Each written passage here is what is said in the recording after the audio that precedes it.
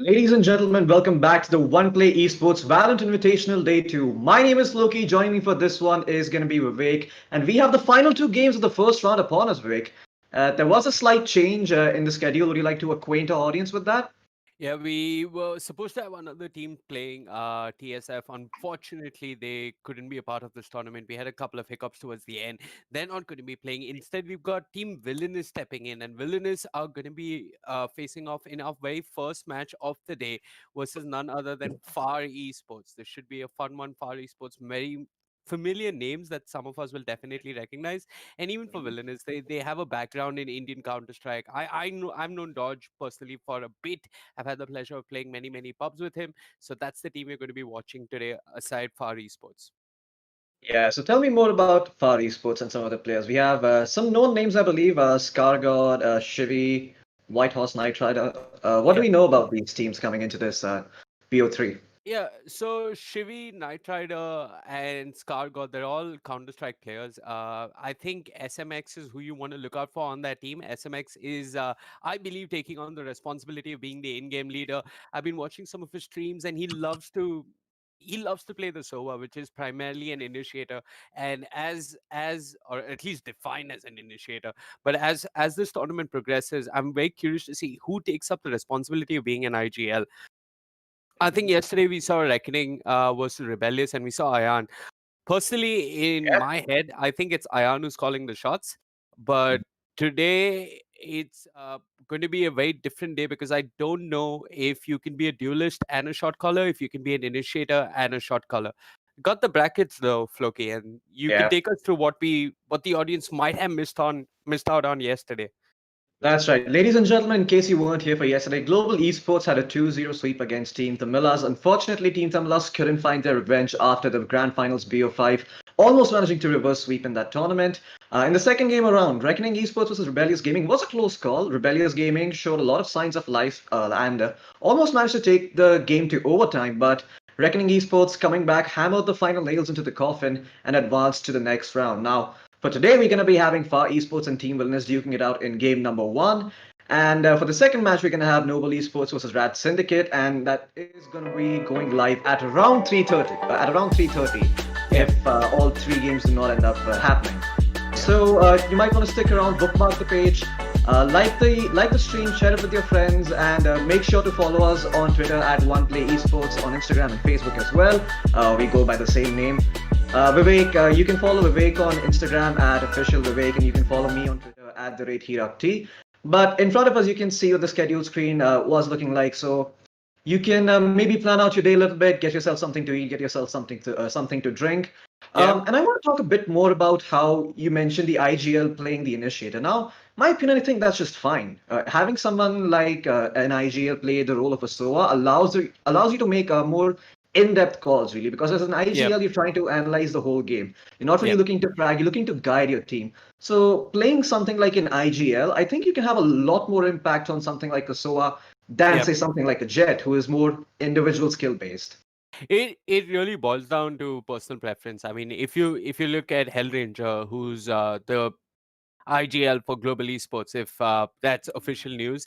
But yeah, if you look at Hellranger, I believe he's the one calling the shots. He's primarily playing controllers. He's playing the Brimstone. He's playing the Omen here every now and then. So he's going to offer control and try and get a read on the opponents. Who's helping him get that read? It's Kappa on the Sova. It's also the Cypher. So all these things put together is what makes global esports really come together. And I think we were seeing a little bit of this even yesterday in our second match in Reckoning versus Rebellious. Although Ayan is the IGL, he isn't taking up the pressure of finding openings. So I I think see. like that pressure has to be taken up by somebody else. He does it. He doesn't hesitate to do it. The roles Yeah. are fluid. But yeah, I think the one initiator you can play and get away with, like, while being the IGL at the same time, is Sova. I'm not quite sure if you can play Breach and be an IGL. I think that'd be a lot harder because you'd be forcing too many bad fights. But Sova, although on paper he's an initiator, I like to think of him a lot like a sentinel being. He's Yeah, just he's a there. support Yeah, more. exactly. Support, if that's the word we're going to use. From all the other games we've casted Floki, And even our MOBA experience, we found that the best IGLs are those that do not have to focus on the nitty gritties, that can step back from the micro decision making in the game and pay more attention to the macro decision making in the game. We've got a couple of decisions on our screens, Floki. This is Yeah, the veto, and I think our interesting first veto, map, really. yeah, bind, split, ascent. Any thoughts, Floki? Yeah, I mean, we mentioned about how SMX is the in-game leader and likes to play the SOA, so I'm really curious to see how he utilizes his abilities Yep. to help out his team and what sort of shot calling he does Yep. while he's playing that initiator sort of role. Now, the map video is very interesting for me because usually teams like to get Ascent out of the way first, but they're saving the Wild Child for the last map. Yep. And it's going to be interesting to see if we do get there. Now, I mean, speaking of the maps, Bind, Split, and Ascent, all are really CT sided. So it's going to be Yep. interesting to see who plays on the CT side first. I believe for the first map, it is the veto went such that I think it's going to be Villainous playing the attack side on Bind first, and Split is going to be played by FaR Esports attacking. So have a slight advantage there on the CT side, but we Yeah. know how fickle those pistol rounds can be and set the tempo for the rest of the game. Yeah, so we're going to be seeing FaR on defense. I think we're going to see a SOA as well as a Cypher, a Sentinel, and an Initiative. That's what you want to call it.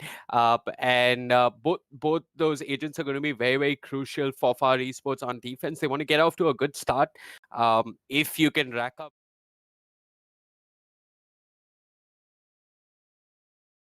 That's what we should be expecting from FaR Esports as we jump into the very first pistol of day number 2 here, the One Play Esports Valorant Invitational. You're tuning in for what's going to be a festival of Valorant. I mean, 8 teams, 4 days, BO3s here and there, a BO5 grand finale, 50,000 Indian rupee. It is certainly a festival. And Diwali, Dasara, all of that is coming up. But yeah, for now, let's pay our attention and pay our respects to the very unforgiving god that is Bind. Yeah, FaR Esports, with this gamble towards this A-shot side, it's going to pay off heavily as they are actually pushing in like madman. Okay, you think these guys are CT-sided? Well, think again. They got the spike control right off the bat. This is really interesting. Now, the Cypher was all the way by himself on towards B. Quake is going to find some revenge, but he's not able to connect the next few shots.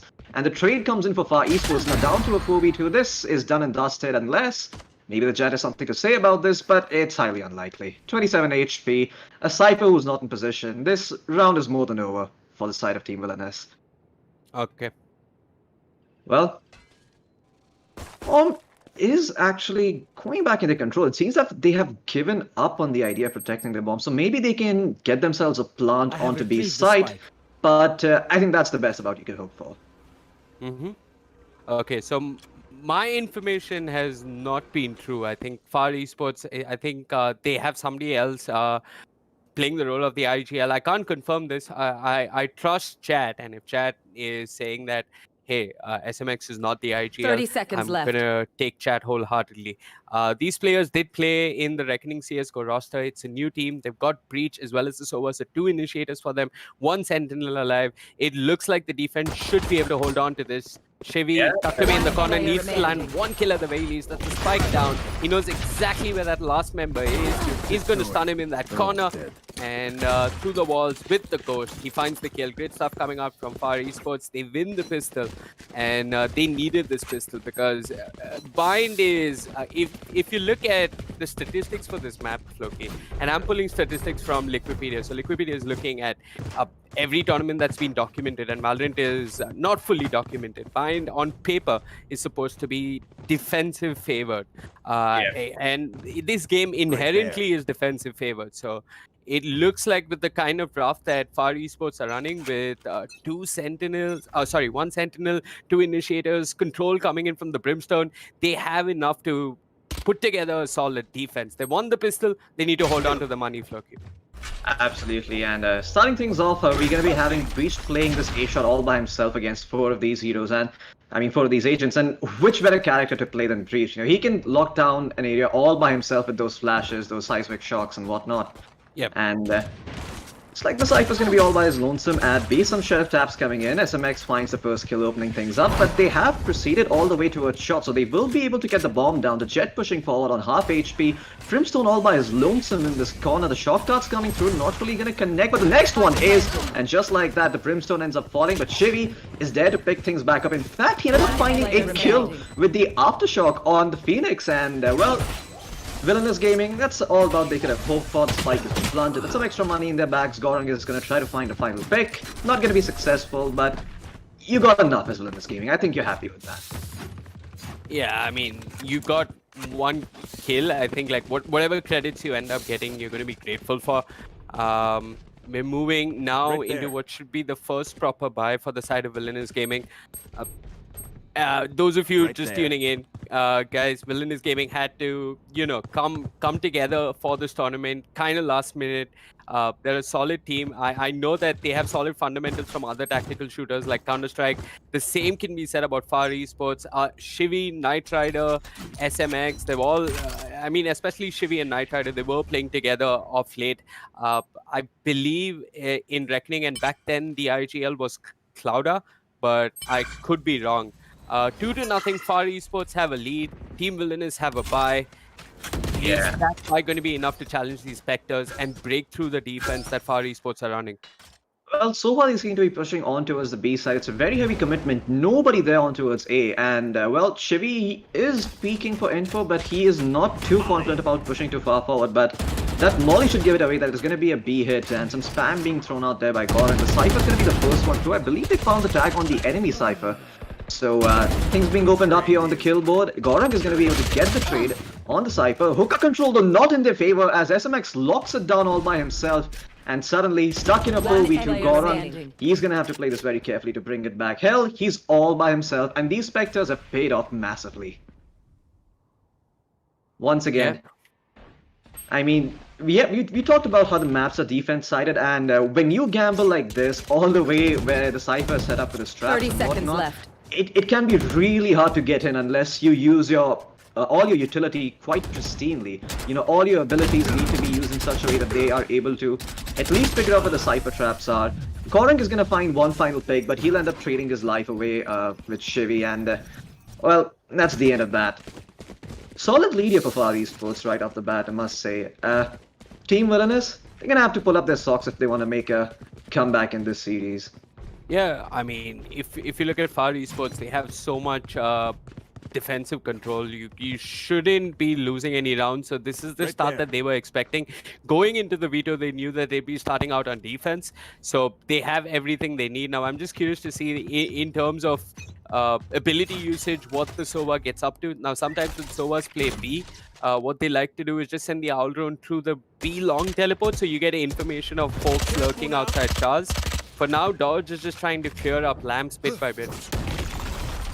Yeah, and Dodge, he's going to eat the fault line from the breach. Unfortunately, no peaks right there off the bat, so that fault line only going to stop him momentarily as he proceeds forward. That Brimstone Molly, though, is going to make him think otherwise. Okay, the Sheriffs seem to be doing some work. They find 2 picks, and down to a 3v5. This is not looking that great here. The rotations are going to come in. The flashes come through as well, but still the smokes denying all the vision in the world. And the Phoenix, he's blinded himself by his own firewall. Will get his HP up, but I'm not too sure what he can do. In fact, now he's going in the teleporter. Great stuff coming out here from the side of Team Villainous as they explode onto the B side. The Cypher trap's not enough to hold them back. The spike's gonna go down, and in a 5v3, SMX, he's gonna have to do a lot of heavy lifting. Gets the first kill onto the Brimstone. The enemy Sova Owl coming through. He's gonna tag him up and can't really peek out for the next few seconds. Whitehorse, what can he do? He has to make sure that they don't end up losing this round, otherwise their economy could start breaking. And the Sova, in fact, Quake is ready for the peek as he blows his head off. Dodge also finds a kill onto Shivy. Sova using the ultimate, but he's going to end up getting peeked and destroyed by the enemies. What? No. He ended up not getting the kill. SMX did find the kill on Jet, and now he's stuck in a 2v1. The bomb's still down though, and it's not going to be an easy task for him. I think he's going to go for the save. Not enough time on the board, and Villainous will pull around, which we didn't expect them to, in all honesty.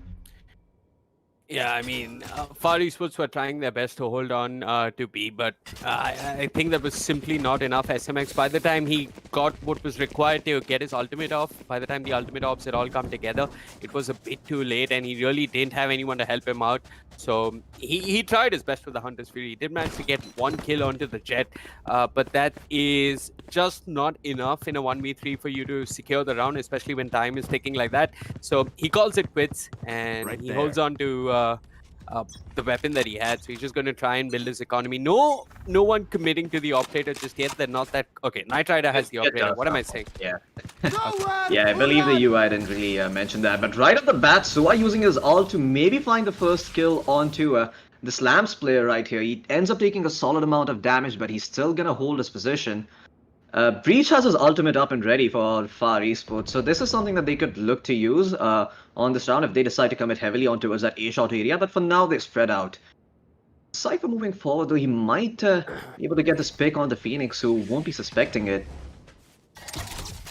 Yeah, so both Cyphers are pushing for information. Cruiser God drops his camera, gets blinded immediately by the breach, and if you look at the defensive Cypher, he's dropped his camera towards Hookah, and he wants information towards Hookah. He knows that Dodge is fishing for some sort of an opening, but Dodge isn't committing just yet.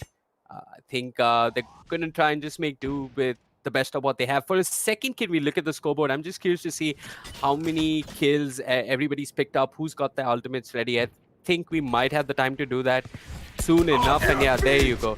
So there's the Rolling Thunder, because this is what I was talking about. Who has ultimate to work with? Shivi commits the Rolling Thunder. It does manage to get a kill. He trades out his buddy Stargard. The blind is there. NXS cannot do all that much. Shivi, holding strong on the A side, is really pushing off the offense, and now it falls upon the Cypher. The one man, the Lone Ranger, playing defense towards B, is dropping Cypher cages and pushing in, but NXS, that angle is just too powerful for the offense. He's going to punish White House immediately, and now SMX, he's crept onto the side. I'm sure he's made some noise. Yeah, Cruiser God was ready for it. Cruiser God did manage to bring down SMX, and now Shivi all by himself in this 1v2, trying to make the retake work. He's just got his signature ability, and it's one that takes a lot of time to wind up. It's not one that really helps him get any openings. No flashes to work with. He's got to try and isolate these duels. He's looking under the side, but Cruiser God with the Phantom through the Metal will bring down Shivi as the attackers, Team Villainous, are here to play. You know, they might have been the team that just came on as a replacement, but I think they're not a team you want to take lightly, Flo. Absolutely, and look at this, they have 4 ultimates up and ready. The good news is that on the side of FaR Esports, they'll also have their ult up for Brimstone if they decide to go for that ultimate orb and if he gets a kill. But yeah, this round is not going to look too good for them, as they have been, they decide to resort to an eco, you know, build up that economy on the CT side. You know how punishing it can be if you constantly force buy. And SMX, he's going to throw out that recon dot, maybe to get some information right off the bat, hopefully allow that to make some aggressive plays elsewhere. Yeah. But looks like FaR Esports are going to be doing a gamble as they all start running back towards the B side. Cypher, he's going to hold, make sure that there's no backstab coming in from the A side, but yeah, this gamble looks like it's going to pay off. Unless the side of Team Villainous decide to do a full 180 and go towards the A side. Now Dodge has his ultimate up and ready, is going to use it despite being an eco round, just looking to get some information and nothing else. Does good damage to the breach, is going to get traded out, but now he knows where they're positioned exactly, and he's going to use it to his full advantage, finding the pick onto FaR White Horse. And Knight Rider, knives out, looking to do some work, hopefully win this eco round, but it's going to be a tall order. This round, Knight Rider is just hoping that somebody comes really close. They're just flipping a coin at this stage, and it's worked out for Knight Rider. He's managed to find 1 kill. How much more can he do all by himself on the Jet? He's still trying to make that rotation over to A, because the spike is down in A, and SMX, Knight Rider, as well as Shivi have got to somehow try and find kills, find guns. Those are the best possible outcomes for them in this round. There's no real retake, so the hope is, Floki, you do some economic damage, that you find some weapons to play with. Yeah, and we'll see if that does end up happening, but in fact it doesn't. And Knight Rider, the gamble and payoff, his ultimate's gone to waste, and the call to save is given. I mean, you're not really saving anything over here. You might as well, maybe you keep your Sheriff and the single Phantom you have on Shivi, but yeah, this is about as good as you can hope for. Good thing is they have a few ultimates ready for Esports, so they can try and make a play there. But in this buy round, but it's gonna have to be very calculated. The Sova needs to get some information right at the start because Team Villainous are really good at switching it up. I want to talk about this a bit more. I like how they gained shot control in the previous round, forcing all these rotations and then quickly taking the teleporter and going towards B. I know this is a very buggish strat, but it's one that seemed to have worked rather effectively for Team Villainous as they slowly have evened up the scoreboard, if nothing else. Yep. And well, Knight Rider, yeah, that is a little bit too frisky. Cruiser God is gonna find 2 kills, and well, Team Villainous, yeah, I mean, oh man, that just hurts to watch. The Jet going in like that with absolutely no regard for her life will learn the lesson the hard way. And FaR Esports, this round is more than likely over. They can try to pull it back, maybe if they get a few collaterals here and there, or this Brimstone ulti does work. So far though, it's only gonna push them back towards that short area. SMX though, in a good position, will find the first pick onto the Phoenix, but the Cloudburst is there from the Jet to block his vision. Recon Bolt should be able to give them an idea of where they're positioned, but now the enemy Brimstone's ult is gonna rain down, prevent the defuse. I do believe it was a half tap. ScarGod is gonna find a kill, and this defense actually starting to work in the favor of FaR Esports. In fact, it works out completely in their favor. The Molotov is not gonna be enough to stop them. One final person remaining on the side of Team Villainous, and he's gonna get traded out by ScarGod. And just like that, a round that we thought was done and dusted ends up going back in the favor of FaR Esports. Yeah, if you look at that round was a battle between both the Brimstones, right? It was a battle between ScarGod and Gorang. Gorang trying his hardest to make sure that the spike didn't get defused. I think the one thing that's very tricky for a lot of Brimstone players is timing. The issue that Gorang faced was that the spike was already half defused. So even though he did commit the orbital strike, it just wasn't enough to stop FaR Esports from putting that retake together.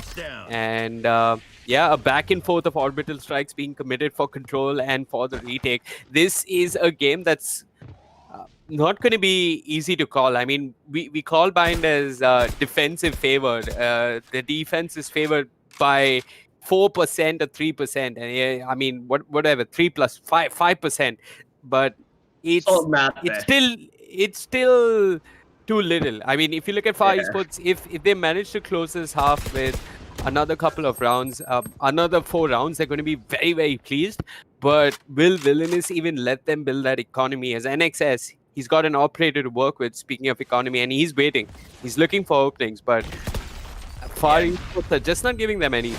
Absolutely. No one even peeking from that heaven area. I don't think they've considered, using that to their advantage just yet. Maybe they'll pull it out later on. But the Cypher Gate is being thrown out to get some control. SMX, though, denies that completely as he gets traded out by Dodge, and Quake finds a second. In fact, Shivy, slowly pulling it back in their favor, has 2 flashes for himself. But Whitehorse comes in with the perfect timing and finds 2.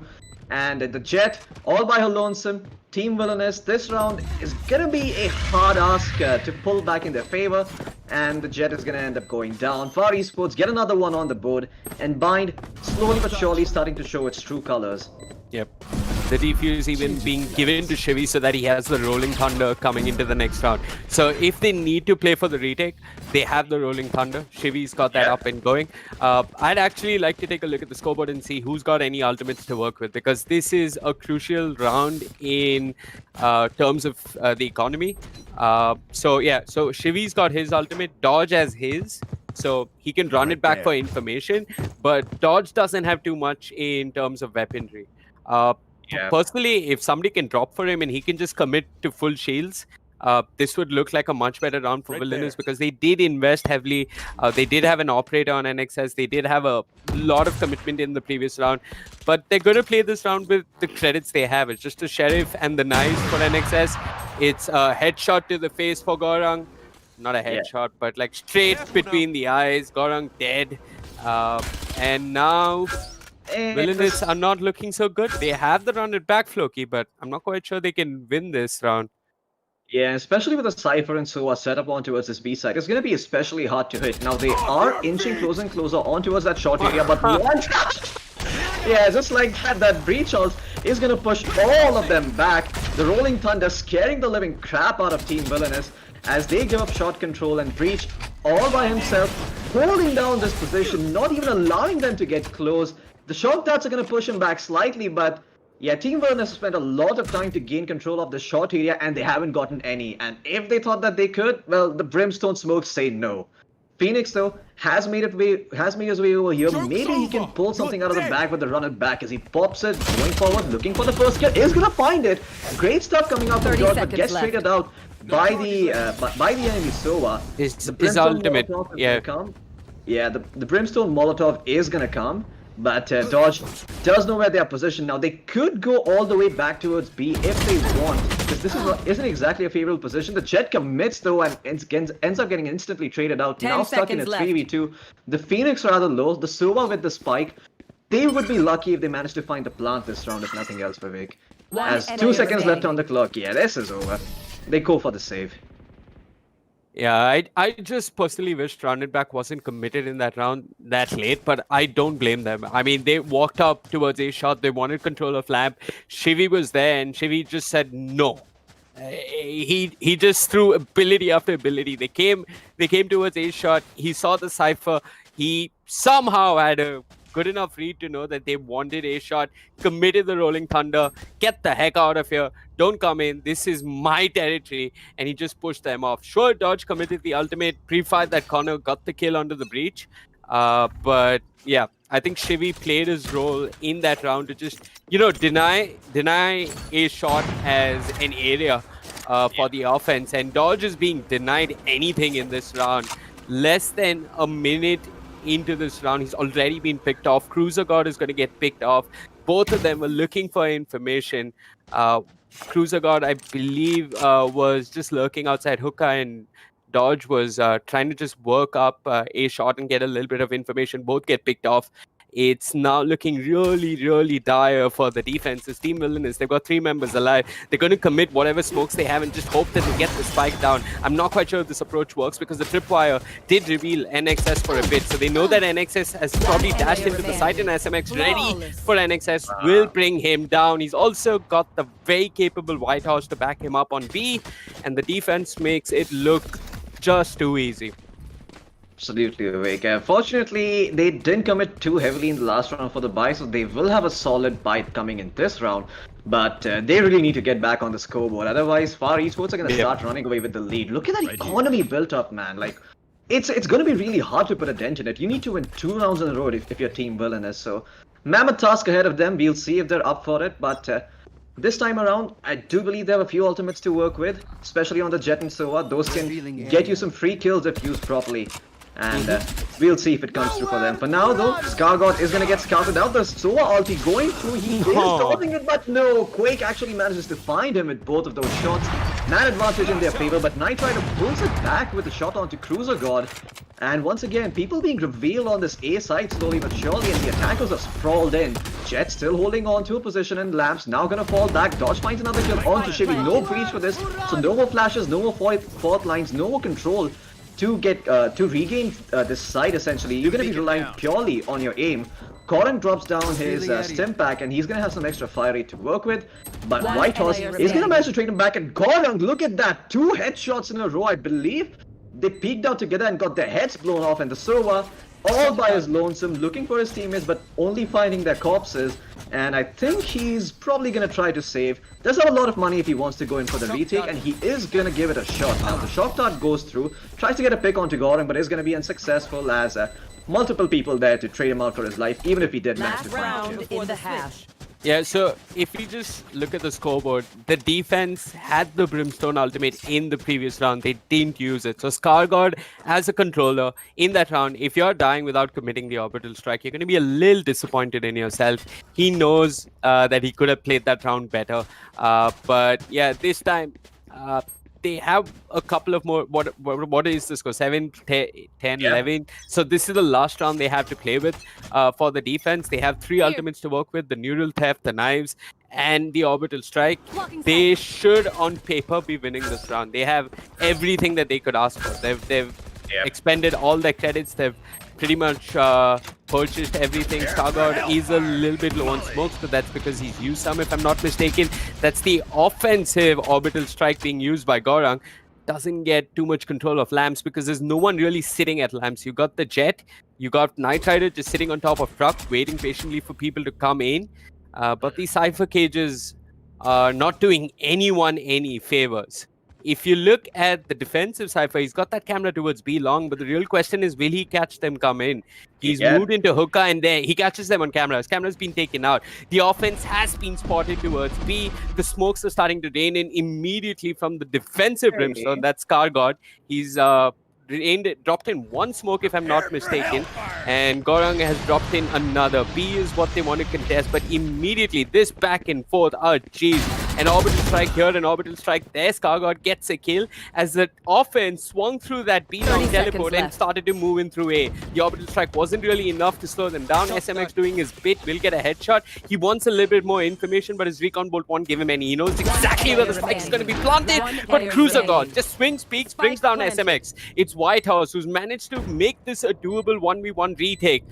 Sentinel versus Initiator, White House versus Quake. And White House, he is unfortunately burning. Those shock darts were just perfect coming out from Quake. Quake, switching sides. In style, Floki, in style. I mean, he had that box to work with. Those boxes aren't really the best in terms of hardcover, but Quake tried his best. That one cute little shock dart, he did all the math he could, the trigonometry, the hypotenuse, A square plus B square divided by C square. And he pulled it off. Sure if that's trigonometry, geometry, if that's 7 standard math, but regardless, I have to say, really good stuff coming in from the side of FaR Esports. I mean, the Cypher, he enabled the team so well. You just look at the way they played it, right? So the round starts off with the Brimstone ultimate on towards that short area. So they commit there. And the side of FaR Esports are thinking, okay, they wasted this Brimstone ultimate. We're just going to hold on to here. But that's exactly what they were going for. All 4 of them start moving towards this B main area, get spotted by the Cypher camera, instantly go towards the teleport. And now FaR Esports are thinking, what the hell are these guys doing? But what they don't know is that the entire time that confusion and chaos was created by the side of Team Villainous, the Cypher managed to push in all the way through lamps and find the initial pick-off to open up the site for the side of FaR Esports, to open up the site for the side of Team Villainous. The FaR Esports Brimstone was stuck in a very precarious position towards Showers. He was being triple beat. He did find the first kill, but that's about all you can ask. All you can ask him for. And from that position, it gets really hard to hold on to the side, especially when that Cypher is pushed in so deep. So brilliant stuff coming out here from Team Villainous, really using all their cards and playing them perfectly. And now, FaR Esports stuck in this eco round thanks to the 2 consecutive ones that they have taken up. No, the halves is switched, Floki. My bad. The halves is switched. I apologize. I was so caught up in that action, but regardless, this pistol round opened up in favor of Team Villainous, I believe, who are now going to be playing on the defense side. Gorang holding on to that Charles here with a nice Molotov, and 3 people perched up on towards Heaven.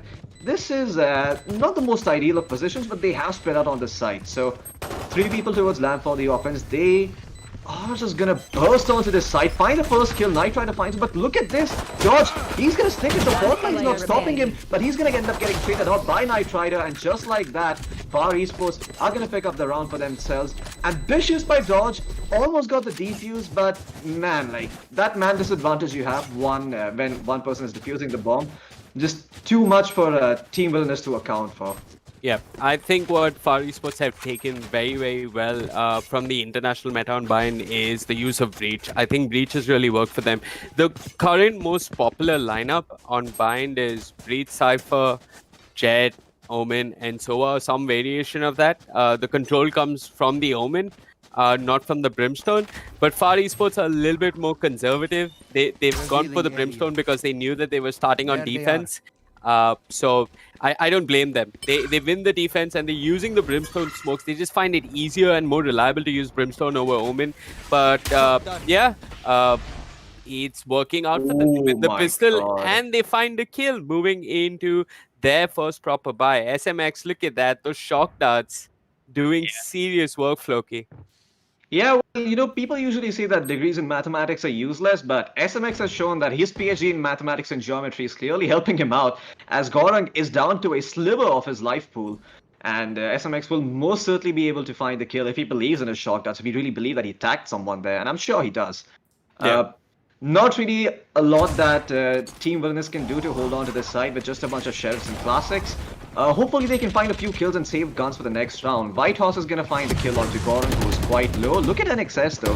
He went in, got a few shots off on the jet, and in fact he finds the first pick off. The plant is going to go through. 10 HP shaved off by the shot dart and finished off by SMX. This round, most certainly over Dodge, looking to get some exit frags with that shotty, but that shotty is not capable of much when people are swarming you. Yeah, kudos to NXS in that round.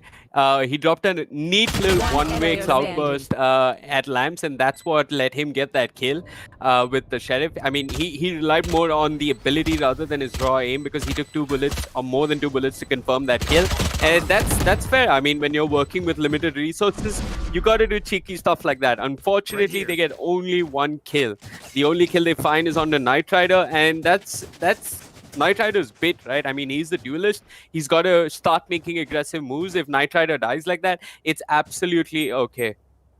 Yeah, slightly concerned here for the side of FaR Esports. Their buy, I believe, I'm sorry, Team Villainous. I mean, the buy is there, but I'm not sure if it's as good as you'd like. Yeah. I mean, look at that. They have a bunch of SMGs and armor, but only 2 rifles to work with. So they're gonna have to. It's fine. It's good, but you could just get outshot by all these rifles on the side of Team Villainous on the defense. You're gonna have a scout to work with. No one's really playing that heaven area though. And Shivy, what do you think of these fault lines? Now, this is something I've thought about it for a long time, but these fault lines right off the bat, I'm not sure if they do a lot unless you have someone like a Jet or a Reyna peeking in and making use of it early on. That's okay. It's just he's just showing presence. That's it. Because if you look at the defense, their setup is to go B. The tripwires tell you where the spike is at least initially looking at going. And right now they're set up to go B. Both the Brimstone as well as the Sova are just being patient towards A, trying to punish any aggression. And this is something you can do till you have 30 seconds on the clock. The question is, how many casualties do you suffer? So far, FaR Esports have suffered none. They've lost nothing too significant. The Cypher camera is still there. The tripwires are still there. I believe the Sova might have committed some utility towards Shaz, but look at Sova. He's going to get a kill. He should have gotten that kill. He was waiting. He was being patient, but Gorong, with his timing, with the Vandal, will bring down SMX. Left. So SMX not finding as much success as he'd like with that Spectre. Now the offense is starting to commit onto the B spike side. Knight Rider's already there. Swings from close to box. Doesn't find too much, but it's Whitehorse. He had 2 players nearly lined up for him. Unfortunately, he got only 1. And Cruiser God, the defensive Cypher, stepping up when needed the most, takes care of Shivy. It's just 1 man left. remaining. And that's good old Scar God, who's, stuck at A. There's not much he can do. Beautiful hole coming in from the side of Team Villainous, despite... they had the man advantage, really, but there was a brilliant attack by FaR Esports, managing to find those first few picks. Cruiser God really pulling it back in their favor. And just like that, Team Villainous slowly but surely mounting a comeback in this game, and it's necessary, because if they start losing these few rounds, then FaR Esports are going to run away with this map. We'll see what defensive traps he decides to set up. So he has one on towards that window area where you drop down. I mean, it can be really annoying if you've played against some good ciphers.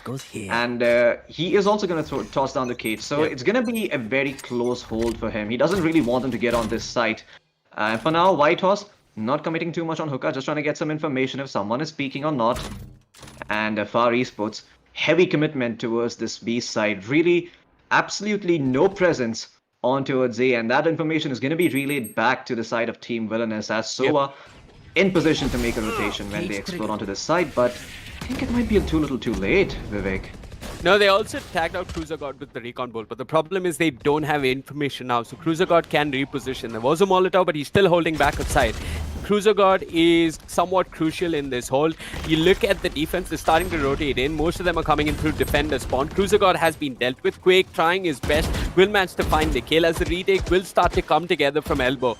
It's the Sova as well as NXS and Spike planted. the Brimstone that are trying to just gather towards defender spawn and make this retake work. Nobody's making a really long rotation. Dodge from elbow, throwing flashes, needs to like block off some bit of the offense with the wall, but the offense doesn't give a damn. Knight Rider's moved in, he's gotten 2 kills, he's brought it down to a 4v2. The offense should easily win this post plant. Quake tried his best. He found 1 kill on a Knight Rider, but SMX was there. SMX with the trades for days, money for days, as FaR Esports, they've got 10 rounds. They're 2 points away from map point. And yeah, this can Team Villainous. be a very questionable start to Team Villainous. You got to remember one thing, Floki, in terms of the brackets, these are best of 3s, but it's single elimination. So if Villainous, I mean, if Bind is not their map, they've got to really pull it together on Split, which is their second map. Team Villainous, how deep are your pockets? How far can you reach out to pull out a miracle of sorts to mount a comeback in this game against FaR Esports? That's what we're going to be finding out in this round. And for now, it's going to be a fast approach towards this A-shot side. They're not giving them any time to react. Knight Rider going in, trying to get control of that lamp here is going to be successful. Everyone has sort of been pushed back. And the first kill going on the board, the plant is going to come through. But once again, it's not going to be complete commitment to this side. They're just going to try to get the bomb down and then play defense. And once again, now Team Villainous, the owners will take the initiative to get the defusers upon them. And with this sort of a buy, it's gonna be rather hard to do so. Great stuff coming out, but look at this. Dodge manages to open things up, and so does Truzagod with that bulldog of his. Gets some decent damage onto SMX. No real heals up and ready, so Truzagod can find the second kill if need be. Flash is coming out from Beach, trying to delay the push. Is also gonna stop the Cypher's aggression on towards Lamps. And now SMX, really low on HP, holding onto the short area, might end up getting traded out if he's not careful, but it's just Quake all by his lonesome, and he needs to pick up a rifle if he wants to have any sort of an impact, and well, he's not going to be successful in doing so, as SMX shuts him down. I'm the real Sova, he says, and all 3 players survive the bomb detonation. That was very close, and this economy, well, it's looking really strong for FaR Esports. Team Villainous, they really need to pull a miracle out of this strat book. Yep, Team Villainous bit by bit are starting to trail in terms of money, Floki. I think if you look at the scoreboard, so they managed to put together a buy this round, but just look at the buy that's coming together. It's a Phantom with light shields, it's a Vandal with light shields for both Gorang and I believe another member. So the one controller is working only with light shields, and yeah, this could be a very tricky round for the defense. They've got to play this super patiently. I think the same can be said about FaR Esports. They don't want to make any mistakes. They can sense the victory. They've just got to play this right bit by bit. SMX, once again, is that man that's designated to lurk towards showers and find as much information, punish as much aggression as possible. This time, though, I don't think the Brimstone is going to be pushing in just yet, because the Brimstone, like I did mention earlier, is only working with light shield. So SMX will not be finding too much towards showers. The Breach, as well as the Brimstone on FaR Esports, are grouped up towards Ace Shot, and they're trying to work some magic towards Ace Shot. They're not getting much control, they're not committing much either. So it's 45 seconds on the clock. Time is starting to tick for FaR Esports, and they've got to start to move, Loki. Team Villains, they're still left guessing as they don't know where exactly the aggression is going to come from. So everybody just holding on to their horses for now. Sova in perfect position to rotate to either side. And we're going to see where the aggression comes through. The recon bolt goes towards A, and the enemy Sova is going to start rotating in towards that A side. But this is perfect. This is exactly the bait they needed. The Jet making a way from Hookah. Still not jumped down just yet, but now you're going to go in with the knives, hopefully to find a pick. And well, that tripwire is going to reveal you only 10 seconds remaining on the clock. FaR Esports need to get the spike down as quickly as possible, but that's so well, pushing them all back. He drops the spike, hopefully he has to get the plant. Is that going to come? It's Spike close, and yes, the plant goes through the round. Wait, I'm not sure. Yeah, okay, the plant went through. The defenders, they need to pull it back, and the Brimstone all by himself, stuck in a 1v2, has the handfire up and ready, but he does not come through, and he's not able to hold on to the bomb. As FaR Esports take their leisurely time to attack the site, but it ends up backfiring heavily. Yeah, they took too much time, Floki. And then when time ticks like that and you have no control of the map, when you just commit to one part of the map, when you just start throwing everything you have, it can start to backfire, right? Because you're going to lose members and not even know that you've lost the numbers advantage. I think FaR, they kind of, I mean, you can't blame them. They tried the best that they could in that round. They committed everything they had. They would have loved to win that round. It would have been so much simpler for them, and would make buying just so much simpler for them, Floki. If they won buying, they could, breathe a sigh of relief. Map 2 is going to be split, but bind is what they've drafted for. If you just look at that draft, it's so much defensive capability. They're hoping in their hearts that they can offensively just put this together. They have the tools, they have the breach. This time they have the Rolling Thunder to work with, and this time the Spike and the Jet as well as the Cypher are working B long bit by bit. Yeah, and Breach, once again, we've talked about how some of these agents in Valorant are pseudo duelists, Soman being one of them. Breach is also one with his flash, and I know that the flash doesn't really last very long unless it perfectly connects, but it's still going to be more than enough to allow you to at least get a peek out and clear an angle if nothing else. But look at this huge Rolling Thunder coming in from the Breach. The Phoenix is going to eat it, and just like that, the side control given over completely towards the side of FaR Esports. Perfect usage of spells, and just like that, the Cruiser God, okay, Knight Rider, well, Cruiser God has something to say about this push, but the Spike, I'm not sure where it is. In fact, they've made their way back towards A. This gamble is not paying off. And Goran, he's going to hold on to this. 30 Once seconds again, left. the non-committal Spike plant. And Goran manages to get the breach with the ultimate as well. Oh boy, this big brain play really backfired. They thought that they're going to be able to post the ult out, force everybody to rotate over towards B, but it does not. And just like that, once again, 13 seconds left on the clock away. I think I've seen the story before and I know how it ends. Cruiser God finds the pick, and this round is done and dusted as FaR Esports are literally throwing the lead away. Yeah, I mean, FaR Esports, what do you really even have to say about that round? They commit the breach ultimate towards Hookah.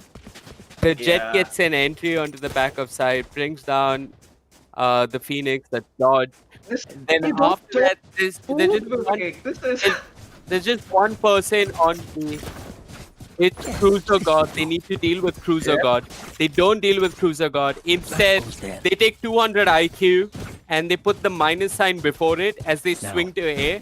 As soon as they move over to A, I think it was Shivi that tried to sit and plant the spike, but there was a Brimstone ultimate waiting for him. So kudos to Gorang for that phenomenal orbital strike. He immediately took care of Shivi.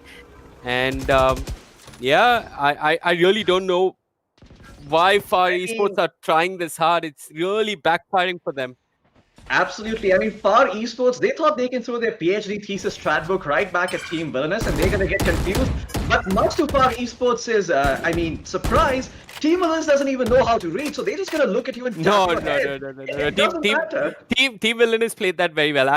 They didn't care. They knew that these 200 IQ plays were being made because that's what they did in the first half themselves. Let me tell you what backfired in that 200 IQ play. Okay, so Knight Rider gets a pick. And then he's lurking on the side. He wants to take the fight with White House. He knows that White House is towards elbow. White House wins that duel. SMX snuck in almost towards heaven.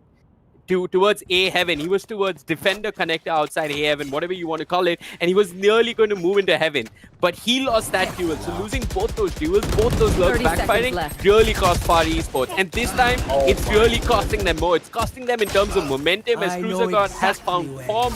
But Shivi, he's found a classic and he's found a head more importantly with it as Dodge has been picked off. It's now a 3v2. They have two members alive on the side of FaR Esports. Both have less than 50 points of health. How the heck are they going to make this work? The spike, it's indeed ticking, but Quake can find these kills. He's found Shivi, just one man all by himself. It's the Cypher, and Cyphers can only do so much. They can only do so much. White House ends up falling. Gorang gets credit for that kill. The spike will be defused. The defense has momentum, has money, and has confidence. And FaR Esports, it should have been a rather quick journey towards a victory, considering the kind of start that they had on defense. But now a win is looking like a far, far away pipe dream for them. I'm not quite sure if they're going to be able to string together a win. They have a lead right now, 11-9, but their economy, it's broken. They don't have ultimates to work with. They can force if they want, but this is where mentally players start to break in the game of Valorant. And we still forget Absolutely, and I mean, Team Villainous, they had absolutely nothing going for them, but FaR Esports just gave them 2 rounds in a row, helped them build up this solid economy, and now they're on the back foot. Even though the score is in their favor, they're really going to have to pull through in these next few rounds if they want to manage to make a dent into Team Villainous's bank, really. Yeah. I mean, they have deposited their money, they're well invested, they're getting 20% interest per annum, and yeah, I'm not really sure what they can do to pull it back. We are going to have a tactical pause though, so maybe they are going to compose themselves, figure out what is it that's going wrong, and really just, I mean, take this time out to understand what is it that they can do differently to put a dent in this team and in this economy, because this is going to be a very crucial round. Yeah, they have a little bit of time, and when we have less money, Floki, what do? We go to PayTM and we look for mutual funds. Oh, you look for mutual funds. I say you find a job, man. Find 2 jobs if nothing else. I think you start. I think you start like building bank bit by bit. So that's what FaR Esports have to do. They have to start putting in small amounts of money and start building bank bit by bit. Yeah, and I mean, with these 2 rifles here, I don't think they're going to be able to build up that bank if this round does not go in their favor, and Team Villainous will slowly but surely start to run away with that lead. Now, the good news is that they did use a tactical pause, so maybe they have something in their arsenal that we aren't privy to, but look at the X factor on the side of Team Villainous. 2 ultimates up and ready, so it's going to be as easy to execute whatever FaR Esports have planned, really. We'll see if this gamble pays off. 5 people towards A shot, Cypher all by his lonesome. The Phoenix, not going to hear any footsteps towards Hook, and immediately going to go back. That recon dot is going to reveal where the Jet is, and look at the SOA getting blinded, getting controlled, and he is going to give up the control of Lamp's area, but still, nobody dead. That is good news for FaR Esports because they have the stronger buy, so they can come back and do this retake much more easily. Look at that tag onto that enemy SOA. He's going to get taken down finally. The spike being denied, and once with the shock darts, Quake this time pulling through with them and showing us what he's made of as the plant gets denied for a second time. And FaR Esports, we mentioned how it's not going to be easy for them to find this round, and Dodge is here as well on the side, going all by his lonesome. This round is done and dusted as Cruiser God picks up the final kill, is going to find the defuse, and FaR Esports, man, after getting that insane lead, it's gonna suck to make that climb once again. Yeah, it's definitely going to suck, right? Like, just remember, on defense, they were 8-4 up. Now we're looking at 11-10. Now I think we're looking at overtime. And that's on the cards. You don't want to rule it out. Team Villainous have started to find momentum. They've started to find confidence. And we mentioned this in the first half itself that, you know, they're not a pushover team. They know what they're doing in this game. Sure, FaR Esports have all that experience coming in from Counter-Strike, but Dodge and the others have that same experience too. I know Dodge is a mechanically solid player, and he's it's not just him, it's his entire team and their comms. Their comms look solid. Their comms are matching what FaR Esports are doing so far. And, you know, if anybody's going to be feeling a lot of pain and tilt in this game, it's got to be Shivy, because Shivy's called his heart out on defense. He needs to keep that going for offense. Now they have a proper buy. The Cypher, well, he's just trying to mirror and outdo the enemy Cypher towards B long. The Spike, along with the duelist, the primary duelist, that is Jet, is towards Hookah. And yeah, you got one initiator and one controller just lurking towards Shaz. So SMX plus his good old trusty Brimstone just lurking towards Shaz. They're not getting too much information. The Owl drone was dealt with. There are no lineups towards A that really make too much sense. There is that one lineup towards Heaven, but yeah, the only information that the Sobas managed to find is that there's somebody playing close. I think he's managed to put that much together. But yeah, the Brimstone smoke is going to push them off. They're not going to be working Shaz any longer. And now Shivy is trying to look inside his strat book and see what he can call. They're starting to group up towards A shot. One more recon ball should be coming through. They've smoked off Heaven. NXS might want to push, but he's got to be careful. He's missing a teammate. Gorang is dead. Gorang dead. The offense will manage to get the spike down. Shivy, the man, will plant the spike. And yeah, no orbital strike just yet for Scar God, but he's got a stim beacon if he needs it. 2 of those if he wants to buff up any more allies of his. White House is trying to deal with the flank. Dodge is trying to clear out lamps. He'll find 1 kill on a Knight Rider, but Shivy is so sharp. Shivy will back him up.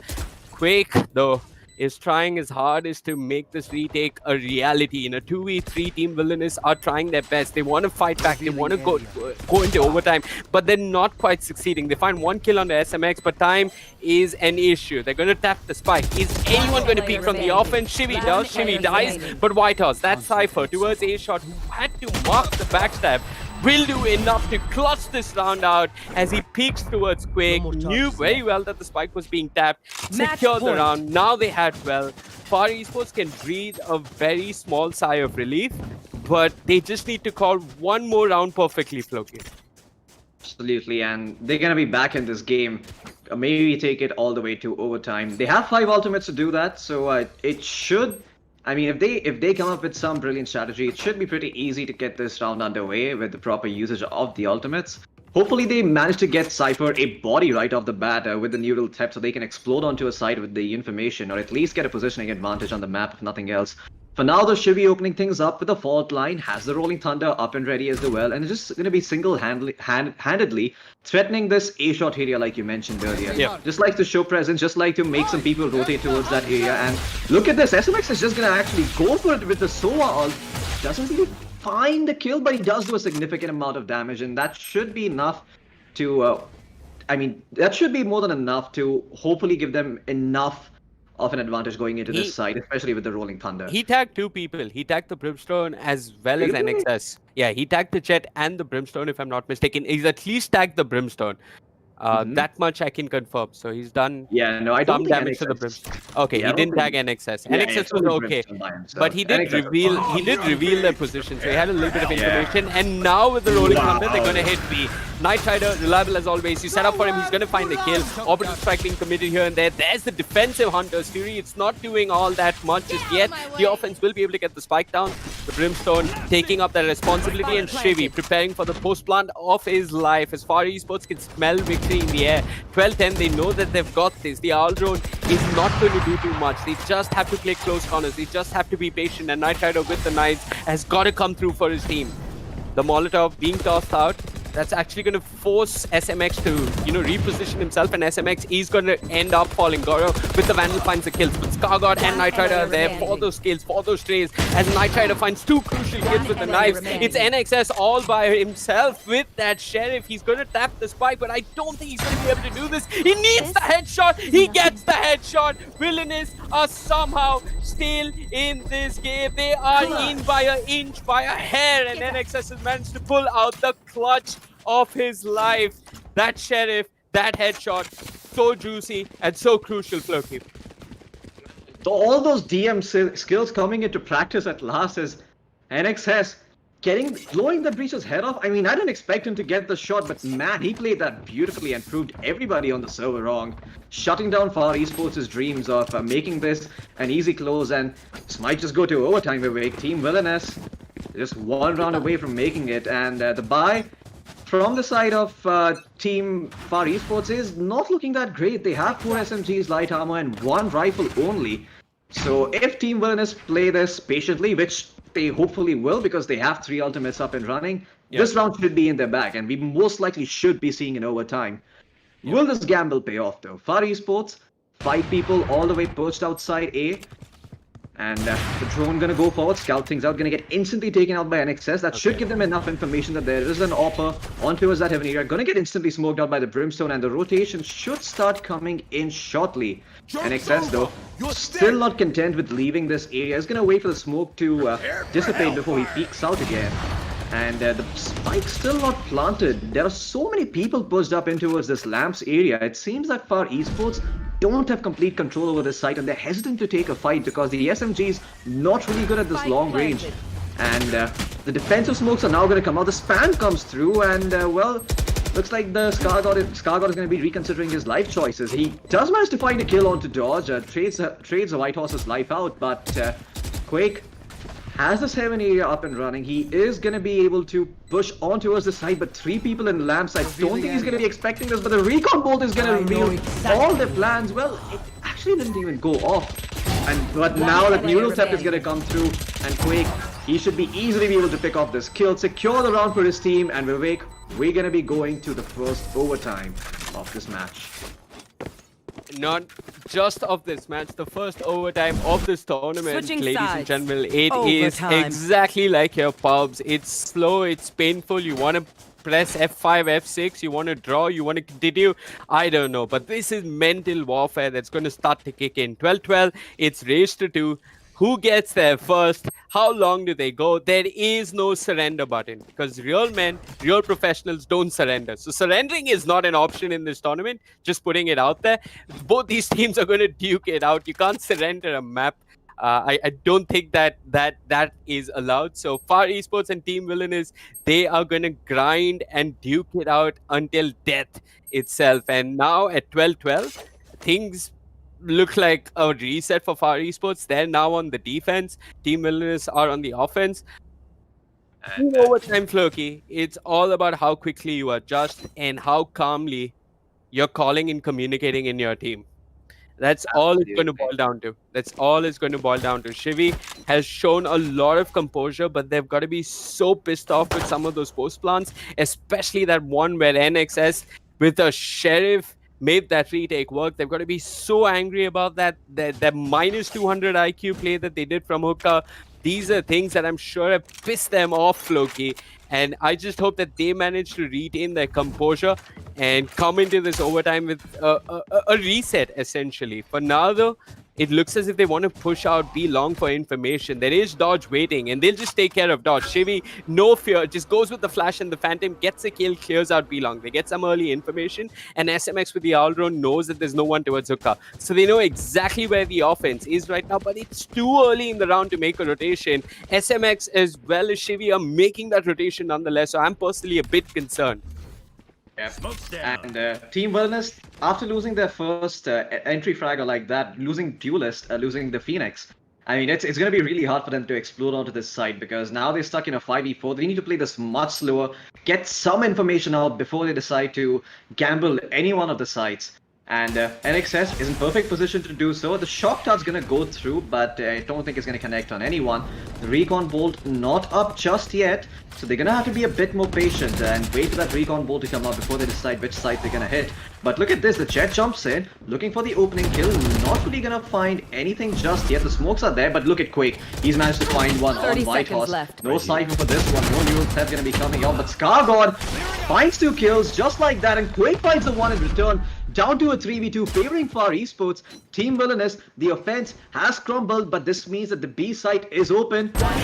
Knight Rider fighting his time, playing the time perfectly, the clock running down, and it's all up to the man, Gorek himself, the IGL of the team. Can he find the spike? No, he can't. Gets his head blown off by SMX. And the first round in the overtime gonna go to FaR Esports. Switching sides. Defense solid as Match usual. point. We were hoping that Team Villainous pulls out one of their clever offense plays that we saw in the first few rounds with the teleporters and whatnot. But that first pick onto Dodge, man, that just shut down their options so much. Yeah, so this is the common European, very European thing to do on Bind is just push for information. It's not just European, even T1 like to do it. It's a 3 or 4 man push towards B long. Shivi coordinated it with his flashes. So good job coming out from Shivi. And obviously you got to give credit to Scargod where he was anchoring down lamps and he did his best. Got 2 kills with the Phantom, controlled the spray perfectly. Kudos to FaR Esports for winning that first round, but it's a race to 2, so they need to win this as well. This is like I don't know, the most cruel thing I can think of is that in the 90s kids were doing their IIT exams. You get 1 question right, but if you make 1 mistake they -1 mark at the same time. So that's what overtime is. You have no room for mistakes, and it's fortunately a lot more fun to watch than your IIT JEE exam. So FaR Esports, they can't fall into negative marking. They've got to keep it up and going for as long as possible. For now, a little bit of negative marking on my HUD because their Brimstone has lost half his HP in pursuit of information. The real question is, where do they decide to go? The spike is starting to group up towards Ace shot. I believe that's Knight Rider getting tagged by a tripwire, so he's showing presence towards B as well. Yeah, this is getting more and more interesting as the clock is going down because NXS actually, he got tagged by that tripwire. He did manage to find the kill on the White House, and SMX is holding down with the Phantom. He does find one kill. Gorong also pulling back with the Vandal. Does manage to bring down Skargod. The spike is being planted. FaR Esports. So the real question is, will they be even allowed to plant the spike? It looks like the answer is no. Time 10 is seconds ticking left. once again, Floki. The spike hasn't been planted. The three members alive and healthy in the offense. One now as it's just Knight Rider all by himself. The Vandal in hand. The spike will not be planted. Jeez. I mean, this is classic FaR Switching Esports. We saw this in the previous rounds as well. They Overtime. take a bit too much time trying to get info around the map, and then they end up getting traded out. With Team Villainous, I have to commend them though. They're playing with a lot of discipline, really. Always taking out the guy planting the bomb and playing the clock perfectly on defense. And FaR Esports, I'm not sure if they've picked up on it yet. I mean, I think they have, but they really need to do something about it because they have lost too many rounds in the same fashion. Yeah. And now we're back. -1. Yeah. Scores are tied. This is your second attempt at JEE. At the end of your fifth attempt, you write a book about 5 point something or someone or 6.43 or whatever. But yeah, this is the story you'll be telling your kids because FaR Esports, they did it once on defense, but you can't keep pushing B long every time. Is that what they're going to do again? Yeah, it's a recon bolt and Knight Rider being set up for a push. But just look at Team Villainous. They're not showing any presence towards B long. Look at the Cypher. He's all by himself towards spawn. Cruiser God is sitting in spawn. And Cruiser God dies, unfortunately. Oh my god. He gave up control and he came back to take it a bit too late. You can't take it without your camera. You can't take it without utility. You are going to get punished when Knight Rider doesn't give a damn and he'll press W for days. This is what happens. Yeah, now they have all this information in the world to work with. You know, FaR Esports know exactly where the attack is going to be coming from. Look at that cheeky little camera spotting out that Jet's aggression. And FaR Esports, they just need to calm down and play the clock.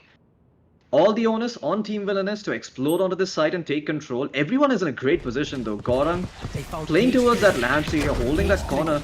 But now smokes are going to come down there from the offense, hopefully to get this plant down and then force the side of FaR Esports to go into defense mode and try to, go into offense mode and reclaim control of the site. Dodge is going to open things up with finding another kill onto Shivy. Spike is going to go down. Whitehouse tries to make a dent into those plans, but is not going to be successful as Gorong trades him out. SMX finds the kill onto Dodge and now down to a 2v2. Favoring FaR Esports, they have the HP advantage. But in terms of positioning, I'm not sure if they can do a lot. Knight Rider trying to get the spam through is going to be able to pick up Gorong, and that was the healthy member. Wait, actually no, that was one of the unhealthy members. But look at this, SMX, he's going to pick up the final kill onto Quake. And FaR Esports, once again, coming up with a lead. But can they do enough to close out this game? Because they are going to be on offense in the next round, Vivek. I mean, they're winning all their defensive rounds. Switching Basically, sides. whoever's on defense, this point. is the map, and this is the map playing out. Like I told you earlier, that Bind is inherently supposed to favor the defense. The exact numbers are 51.3% in favor of defense, 48.67% in favor of offense.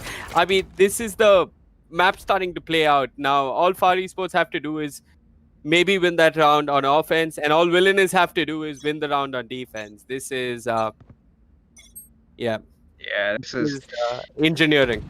I mean, if we've seen anything from the previous rounds, though, it's that FaR Esports tends to take a lot of time, and Team Villainous punishes that beautifully. We'll see if FaR Esports are going to make that adjustment, and this time around, a lot more commitment towards that showers here. Instantly sending out that drone. I believe the recon bolt was also committed. The breach, though, still holding on to that short area defensively, waiting for the push. But Team Villainous taking all the time in the world. They're absolutely content just holding on to their positions and not revealing anything.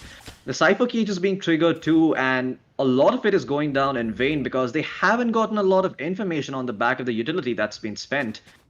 Now though, SOA gonna pick up the spike, and it looks like it's gonna be an attack towards the A shot area. Fortunately, the Jet is gonna be watching that area over with the operator. I believe Skargod all by himself. Gonna get smoked out by the enemy Brimstone as Gorong puts an end to those plans of pushing out Chava. And it's just gonna be these three people pushing out shot. Jet quickly goes through. Nice smoke coming in on Heaven, perfectly timed. And now the Jet not really able to have any control of this side as the side control has been completely conceded. The retake is gonna come through from Team Villainous. Can they pull this off? Spike is down. It's a full-on 5v5 retake, Floki. This is it for Team Villainous. They are They have to make this retake work, and Cruiser God gets it off to a good start, but the breach is pushing them off lamps. There's a one-way smoke as well coming out from Knight Rider, so it's not going to be easy to take control of lamps. Dodge has tossed the flash. There is a smoke coming in from the Brimstone on the spike. Somebody needs to tap it. Somebody needs time to tap it, but NXS is just finding kill after kill after kill, and now it's one man for the defense, SMX, and look at how far he's been pushed off. The operator paying dividends, Floki, as I think we might be going into our third overtime. I think I'm starting to lose count, and yeah, we're moving into our third overtime, Floki. Absolutely. Switching And sides. boy, Team Villainous, Overtime. the patience of Mother Teresa really kicking in there. Even despite losing the side control completely, no one's really going out of their way and instantly trying to win it back. They know they're going to get picked off because they're not in position, and the entire enemy team has already gained control. So really great use of the utility, really great way of just making sure that they don't give up kills unnecessarily. And when the time is right, when the smoke starts dissipating from FaR Esports, that's when you go in for the kill with the AWP. Yeah, patience from Villainous, and I think what really worked out for them in that defense was that NXS had all the time in the world to get kills. This time around, though, Villainous have said enough is enough. They are hunting for kills. They will have the kills they want. They just press W. They get all the kills they want at will. And yeah, this is when your duelists really start to shine. The composure of your duelists will start to show up in such scenarios. Can we just look at the scoreboard once? Yeah. So NXS, although he's not up there, although both the Sovas are top fragging for the respective teams, NXS has done his bit to clutch rounds here. He's been clutch. Absolutely. He's been clutching out the important rounds for them, and I think that's what matters. That's something that you can't just look at the KDA and figure it out. But I have to say, Team Villainous now on the defense side, FaR Esports really have to be feeling the pressure because none of their offensive plays have worked out in the last two overtimes a week. This is going to be a mammoth task for them. A Herculean effort is going to be required to pull through and take this game to a fourth overtime, because that's the only hope they have remaining right now. We'll see if they want to pick up the ultimate point. Getting 2 kills on a breach could be ambitious, but if they manage to get the Rolling Thunder up and running, this round could just be shut down very quickly for Team Villainous. As you've seen, all the rounds they've lost have come back with that Rolling Thunder. For now, the flash is coming in from the Jet. It's going to get blinded, but not before finding the pick. Quick to find the trade. Quick to find a man advantage to get 4! No! Quick single-handedly locking down the site. Down to a 3v1 FaR Esports. They are going to be caught with their pants down, and they're going to get spanked on their butt as Team Villainous schools them, and FaR Esports, they have not going to be feeling good as they give up that huge lead that they built up on defense awake. And I know I keep coming back to this, but man, those few rounds, they're really going to start biting back hard for Team FaR Esports. What they thought should be a free win ends up really not being one, ends up being costing them an arm and a leg, and maybe even all their sense of cognition. Yep, I think if you just look at the scoreboard, sure, both Brimstones were beautiful to watch. I think both Sovas were a treat as well. Quake just coming out a little more clutch. I think he got a lot of crucial kills on defense and offense, so Quake is up there. A lot more clutch kills, if that's what you want to call it. Knight Rider did his bit, but you got to remember one thing about Knight Rider. He's the kind of duelist who's working with assistants. Like Shivi is always saying that, hey, I'm going to drop the Rolling Thunder, and then you're going to do your best ballerina, get onto B, and find a kill. That's easier for the duelist. If you look at NXS, he doesn't get anything. One-man show. Yeah, he's like John Rambo. Yeah, Knight Rider's got the perfect shoes to go do the ballerina. NXS has got a sheriff, which doesn't work. And he makes that work for him. So kudos to NXS. They all did their bit today on the side of FaR Esports. And unfortunately, their bit was just not enough as Villainous in what was the 4th overtime. Am I calling that right? Villainous just clutch it out. If we can't pick an MVP like that, I mean, Quake is up there in terms of frags, but if you just had to look at pure clutch potential, I think it's NXS and Cruiser God. Map 2 Floki split. Yeah. Map 2 split's going to be coming underway soon, but not before a short break, ladies and gentlemen. So take a few minutes off, get yourself a bite to eat, get some water, and be back soon, because we're going to be coming back with map number 2 split, and we'll see if the side of Team Villainous can continue with this momentum onto map number 2.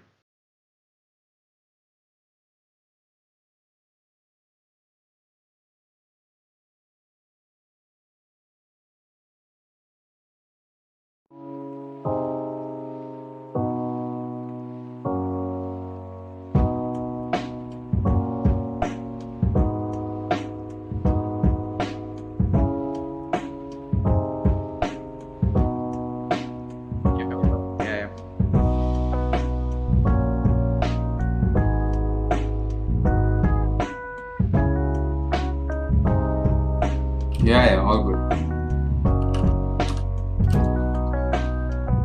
What an insane game, dude. Today's gonna be long. भाई इधर ये 3:30 हम लोग का next match चालू होने वाला था ना. Yeah, बोला था मैं, बोला था. मैच चालू हो रहा है.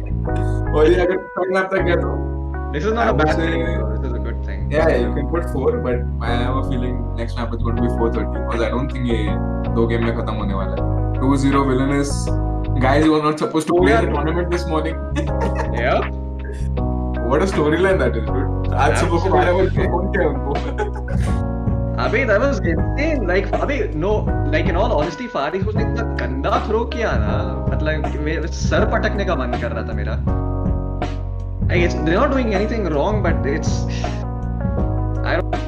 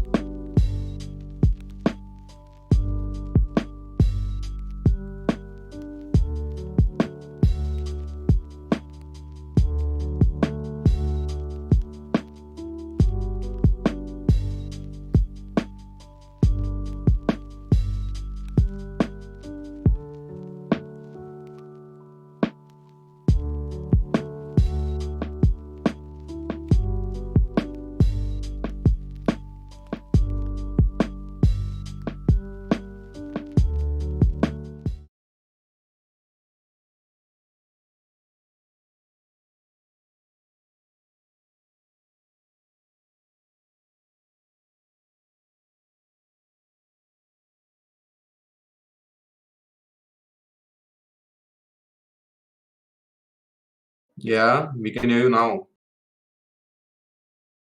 Hear me?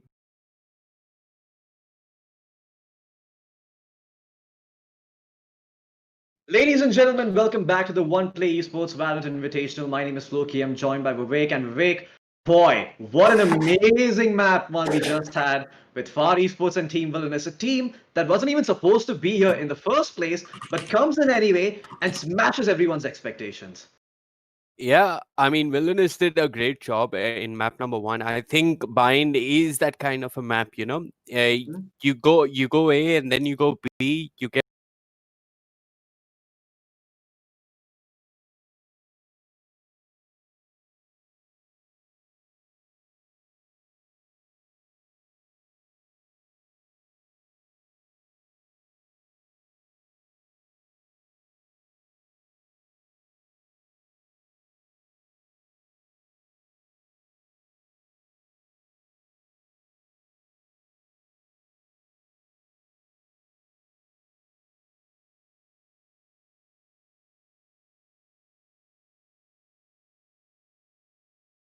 calling offense can be very tricky sometimes. Now, Shivi did do his best. Mhm. He Yeah, kept trying to. He called defense perfectly. I've got to give it to yeah, Shivi. Shivi did call a perfect defense, but I think the more you stretch into overtime, the more the burden and the baggage of those rounds and that one round and that बेटा एक yeah, mark चाहिए आपको. If you एक absolutely.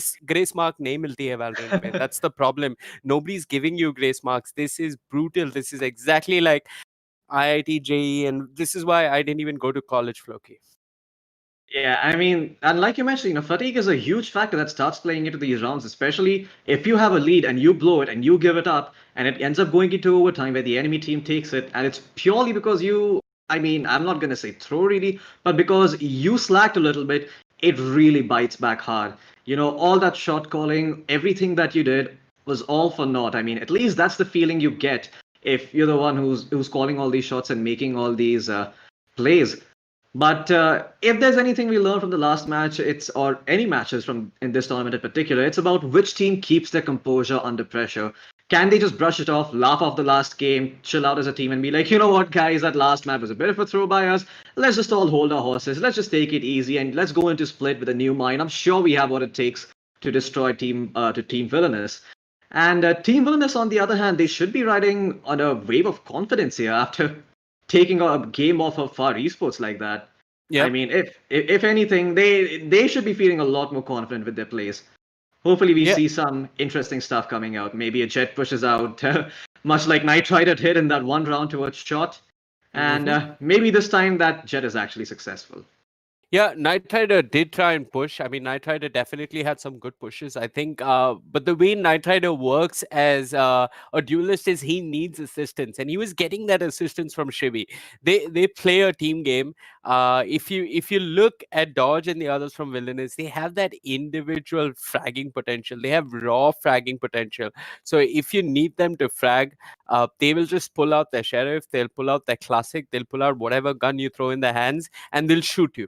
And I think no matter how perfect a team game you play, sometimes if there is somebody that's as ridiculous as NXS, if he's going to just pull out sheriffs and flick onto your head, you you can't keep up with that kind of a team. You can't best those kinds of teams in overtime just because Yeah, of sheer individual mechanical talent, which we saw in bits and pieces. I've got to say, I can't say that NXS and the others from Villainous were perfect mechanical talent, but whenever we saw it in bits and pieces, it was good enough for them to win Bind. Now we're going to be moving into Split, and I think Split's an completely different ball game, Floki. It's a completely different ball game. Although it is more defensively favored, uh, hmm I really don't even know how these Indian teams are going to play it out. I have no idea what their vetoes are going to look like in terms of agent compositions, what their drafts are going to look like, and I'm just excited for Split. Let it come. Let's see where it takes us. Absolutely, I agree. And I think one of the biggest things about Split is it's the different ways in which it can be played. You can obviously run the Sage in towards that middle heaven area if you're playing defense, and that is extremely strong early on. Just denies the enemy team a ton Yeah. of information to that area and makes them really scurry onto the other bomb sites and try and figure out how exactly is that the offense can work. And Like Yeah. you've mentioned, like on Ascent, mid is also extremely important, but on Split, mid is even harder to take because if you like I mentioned earlier, if you have smokes, if you have all these utility spells coming in on towards that area, the only option you have is collapsing on bomb site or like by yourself or like together. And what comes in handy during one of those times is how mechanically skilled your players is, how well they can play their characters to their fullest potential. If you Yeah. have your arena, can you frag out? Can you go in against two people, get that multi kill, and open up that site for your teammates? Yeah. That's what it comes down to. And Team Villainous, well, they definitely one team that strikes me with the caliber to do those kind of plays, really. Yeah. And we'll see if they can pull through with this one. But if I had to take my bets, I would say that Team FaR Esports, they're going to be playing this with a lot more calm and a lot more serenity than they did in the previous game. Once they got to the offense, they were a little bit excited. They made a few plays Yeah. that didn't really pan out for them. But I'm sure they've learned from their mistake. Yeah, I was just trying to actually find the veto for Split. I have the veto with me somewhere. So if you just look at the veto, it's Villainous that are going to be playing defense, and we're going to have FaR Esports playing offense. Now, the thing about Split is, again, statistically, if you look at Liquipedia, it is a map that does favor the defense. It's got a healthy favor. It's got a healthy leaning towards the defense. I'm curious if we'll see Killjoy. Her swarm grenade has been nerfed a bit. Its visibility has been increased. It has a slightly longer wind up. The damage hasn't been affected, but Killjoy was one of the go-to picks as far as Sentinels were concerned on Yeah. Split. We should see a Cypher if Indian teams are just more confident with Cypher, if they know the tripwire positions, if that's what they're comfortable with. We're going to see Cyphers definitely on defense. And as far as offense is concerned, yeah, I think Jet is very much not a must-have duelist, but a very promising duelist on Potent. this map. Yeah, Yeah. very potent duelist on this map, just because of verticality and what you can do on Yeah. this map with the Jet. So yeah. Yeah, I mean, it's going to be interesting to see if both of the teams decide to go for Jet or not, or if they keep their composition same or changed Yeah. up.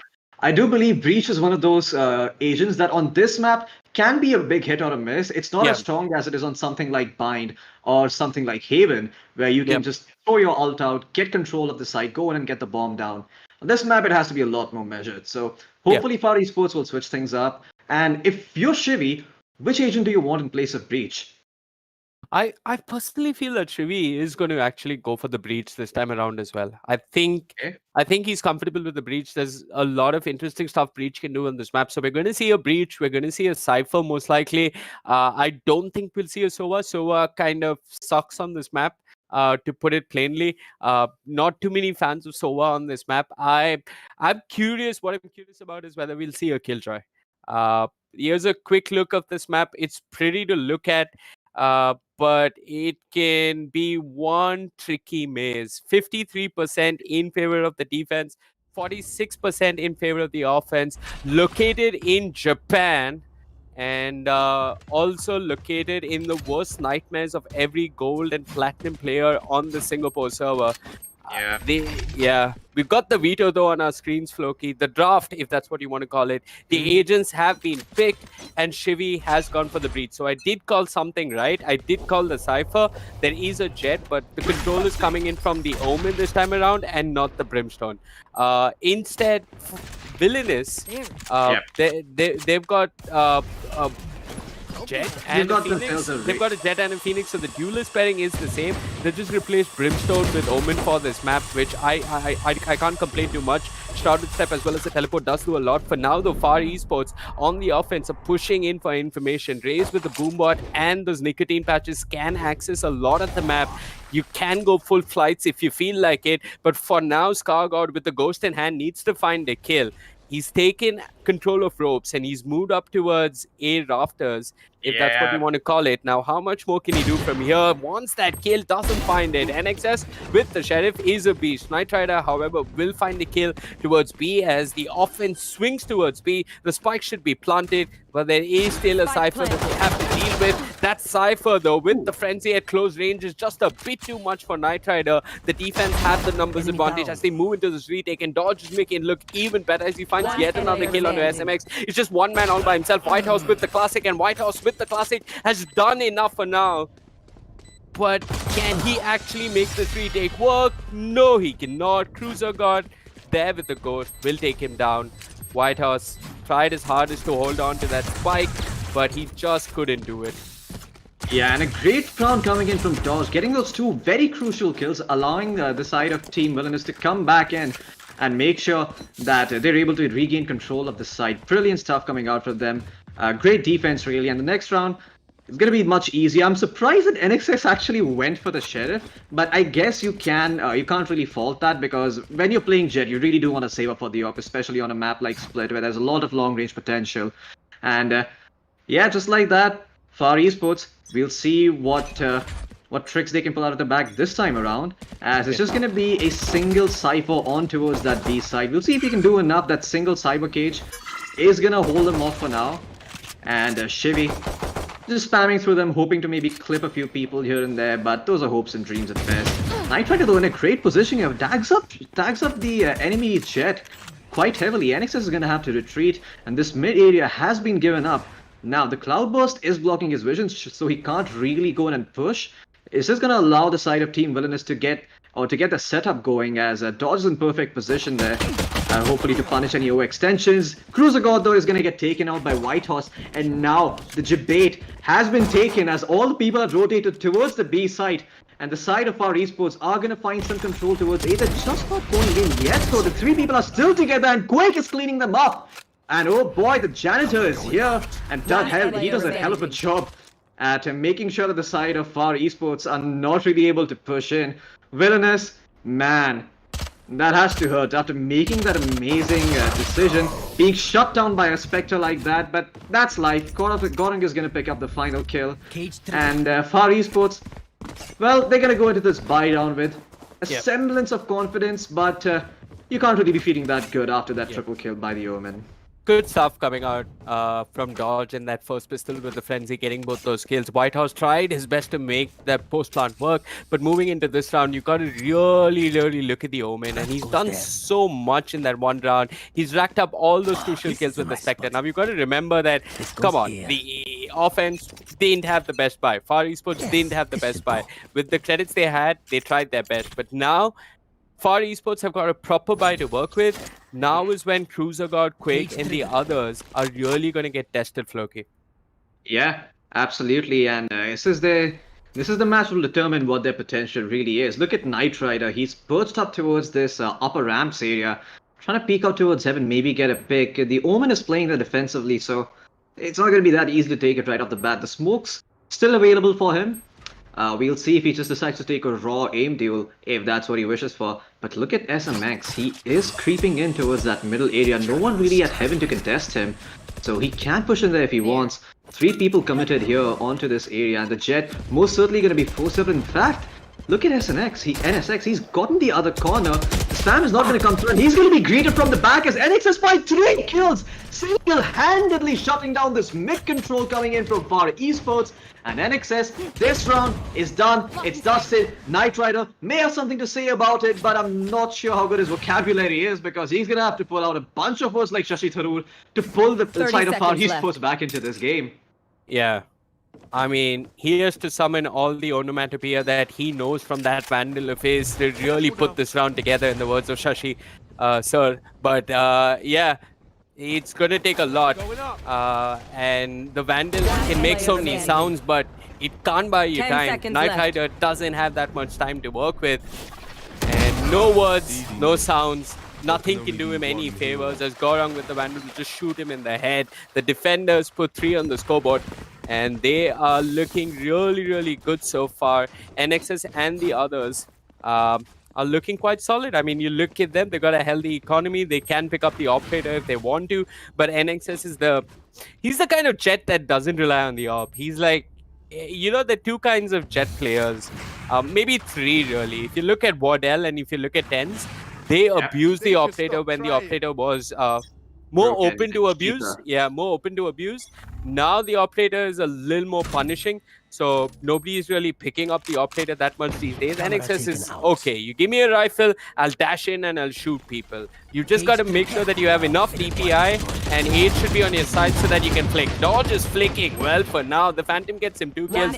Gaurang with the assist from the heavens will get 1 crucial kill. NXS chimes in. Unfortunately, Dodge can't do it all as he runs out of bullets eventually on his Phantom. It's now Shivy with the Sheriff in about 30 points of health to work with.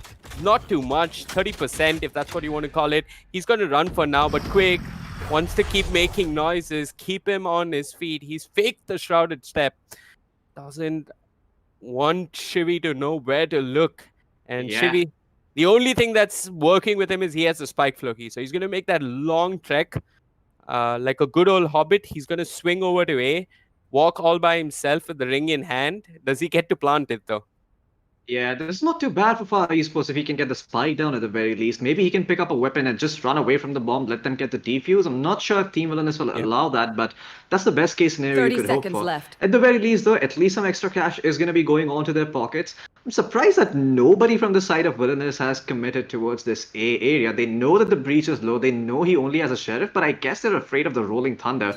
They know that Shivy is not afraid to use it whenever he thinks that he's going to be able to find a few kills on the back of that, and they're respecting it rightfully so. Now the flash are going to come through. They have a rough idea of where he is, but look at this. He's made it all the way towards Elbow. I'm not sure if they'd expect this. In fact, she does. NXS is going to find the kill onto Shivy, and that's all she wrote for the side of FaR Esports. They're going to get the bomb plant down, but not much else. Yep. Great round here coming in from the side of...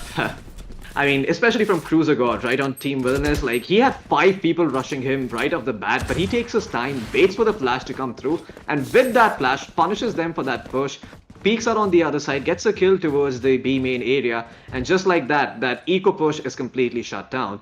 But the good news is, it was only an eco round, we're only 4 rounds in. The 5th round is really going to determine in which direction the economy is going to head. Now, you do need 2 consecutive rounds on the side of FaR Esports to get yourself back in the game and get some momentum going. But if you don't win this round, things are going to get a little bit heavier for you. Burden's going to get a lot more harder to carry. I think it's going to be very easy to read what FaR Esports want to do in this round, right? They have the Rolling Thunder. If you can see Shivy, he's just stationary. He's just trying to get the information that his duelists are giving him. ScarGod has managed to clear out A ramp. He's playing close with the Paranoia, which is what you want to do. You want to be close to a corner so that at close range, if somebody walks in, that Paranoia will not punish you. But he's given away his position as well. He knows that there's an Omen there. He knows that there's a Jet there. But if you look at Shivy and the others, they're starting to move towards B Floki. Now, why am I emphasizing on Shivy? Because Shivy has the Rolling Thunder. That logically, Shivy wants to commit it somewhere and try and hit a side. There you go. There's the Rolling Thunder coming in. It's meant to clear Heaven for the duelist, which is the Jet. So Knight Rider's got control of Heavens. And there are 2 defenders. It's Dodge +1 sitting here on the defense for the side of Villainous. It's the Cypher. He doesn't find anything. Dodge dead.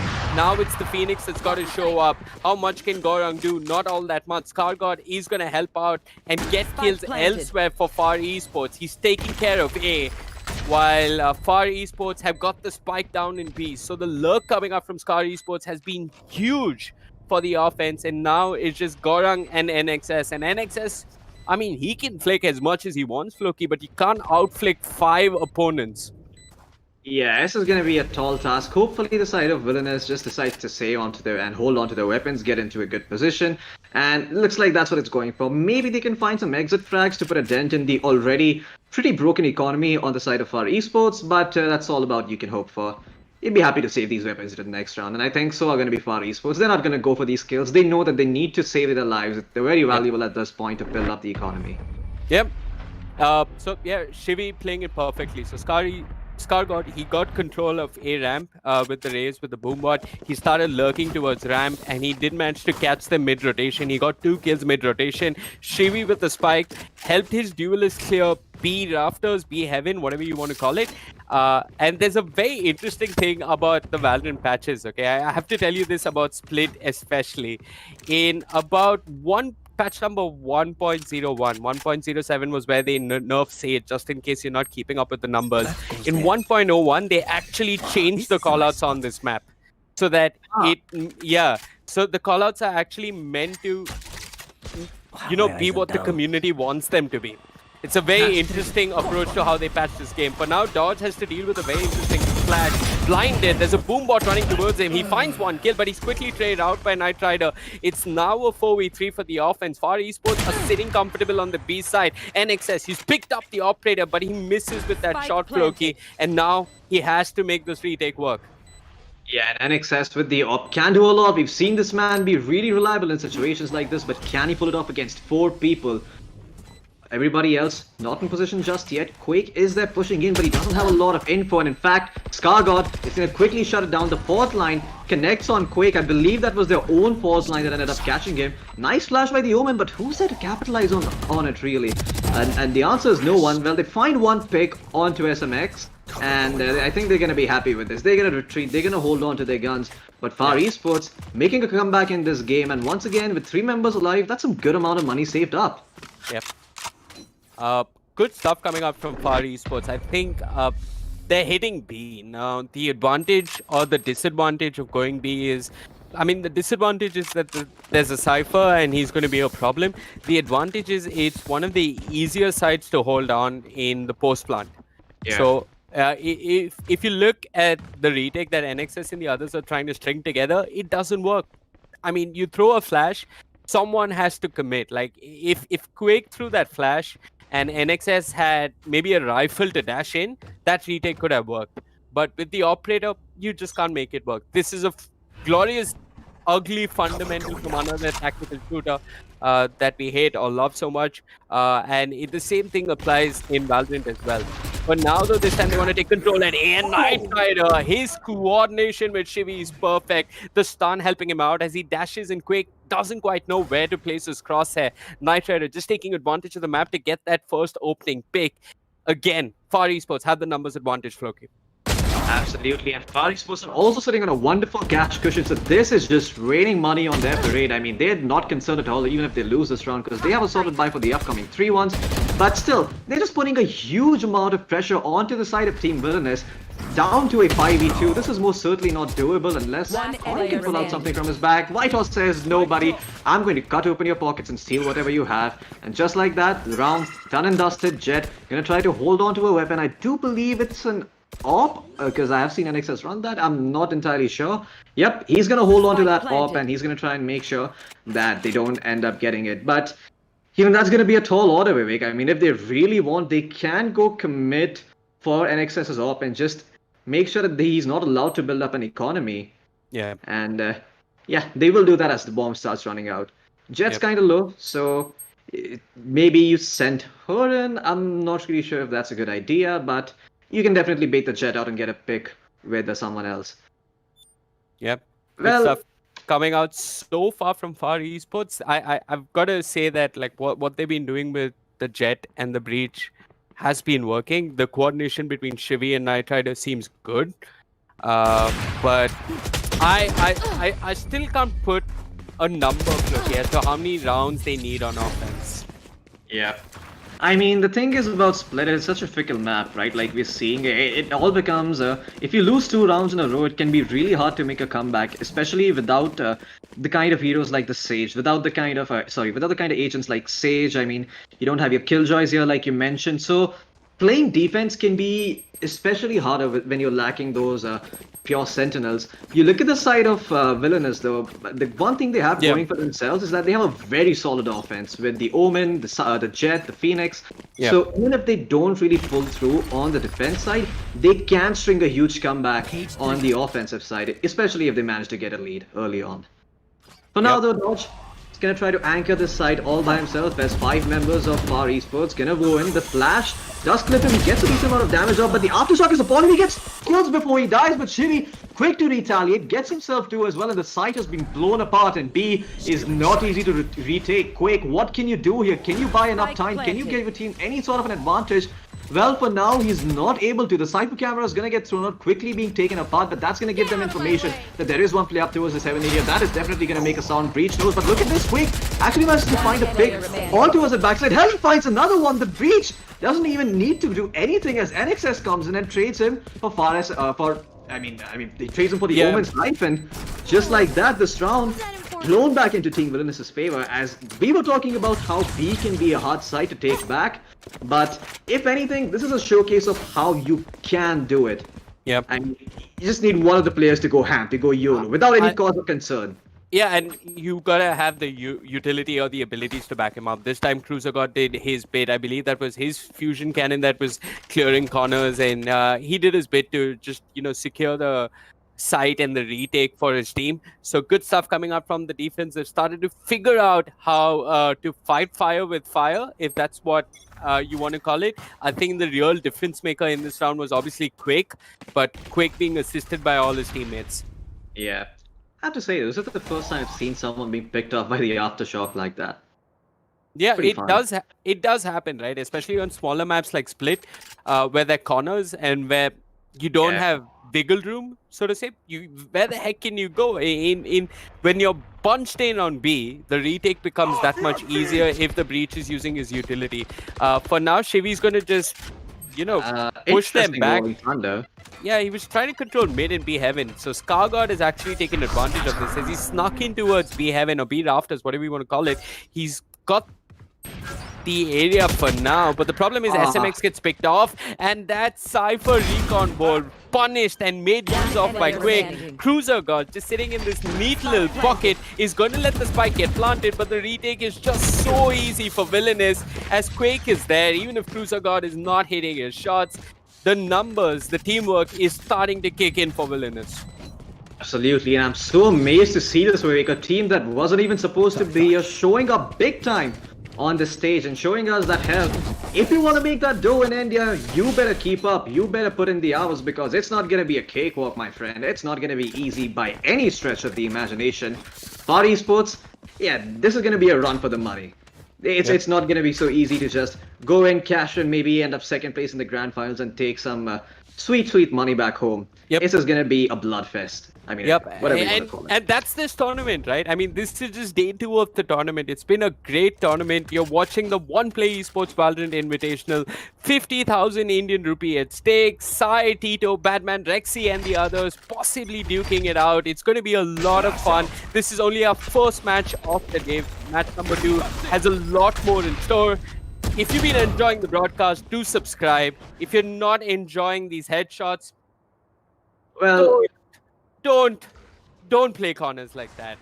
And if you enjoy what Hirok and Hai have been blabbering about, you know where you can find us at @HirokT and @official Vivek. Quake also will do his bit to land a headshot and show us that headshots with the Vandal or the Phantom, both of them are equally beautiful when they work.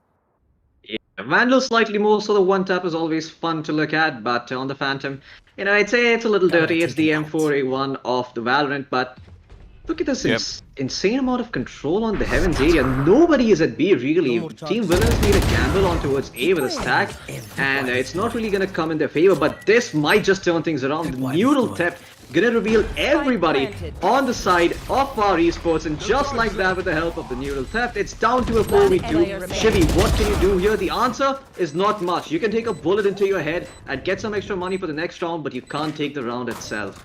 As once again, Villainous Esports showing us that they have what it takes to retake this B site, and I have to say that, I mean, that was unfortunate. It was a lapse in mechanical skill, if nothing else. Not being able to win the duel against the Cypher. It was such a high-risk, high-reward play, right? Because if you know that he's just 1 point away from his ultimate and you give him a 1v1 that you cannot win, that you're not confident, all of a sudden, the entire hard work you put into the previous round just, it doesn't capitalize. You get nothing on it. It all goes to zero. It's like investing in a stock and finding out the next day that the company is shut down.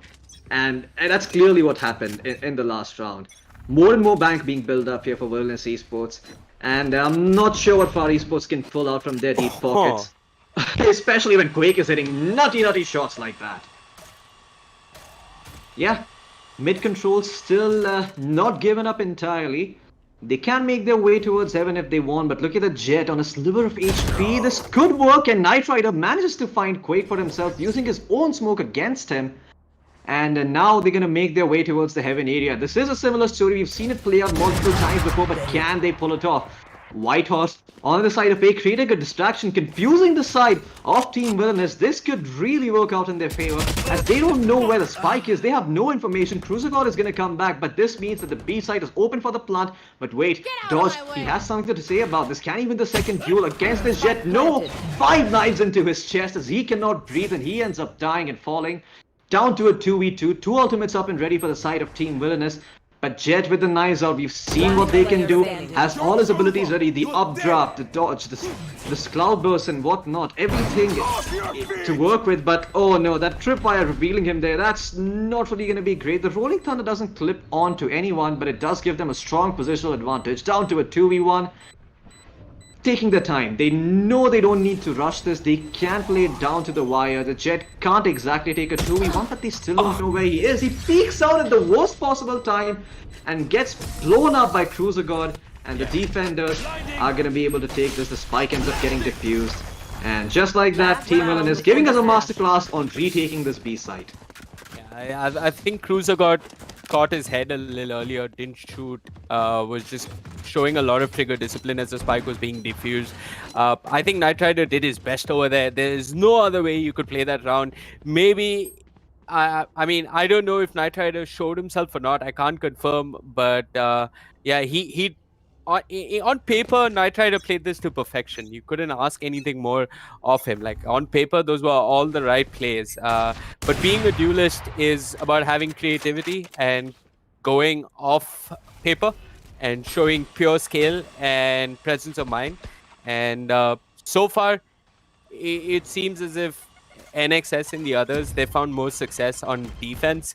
I don't know if Knight Rider and the rest of FaR are confident with the number of rounds they have, because Oh my god. it looks like they won't be getting any more, Floki.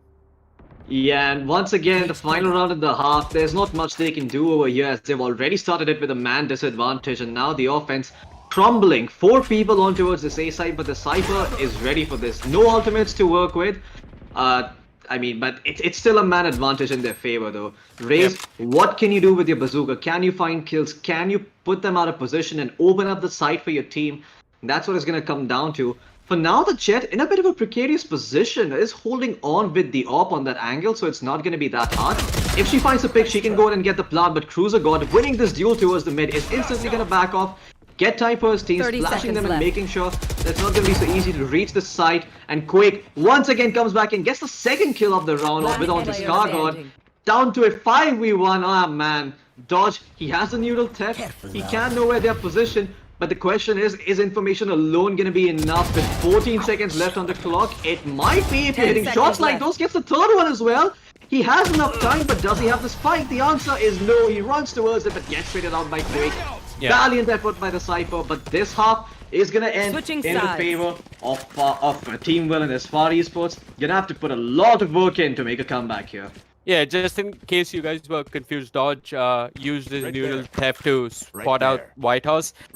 Whitehorse had like 15 seconds on the clock, and Quake in the other said, you know what, let's be a little villainous. Let's just push him. Let's delete him from the server and get done with this round. So they all just started running into him.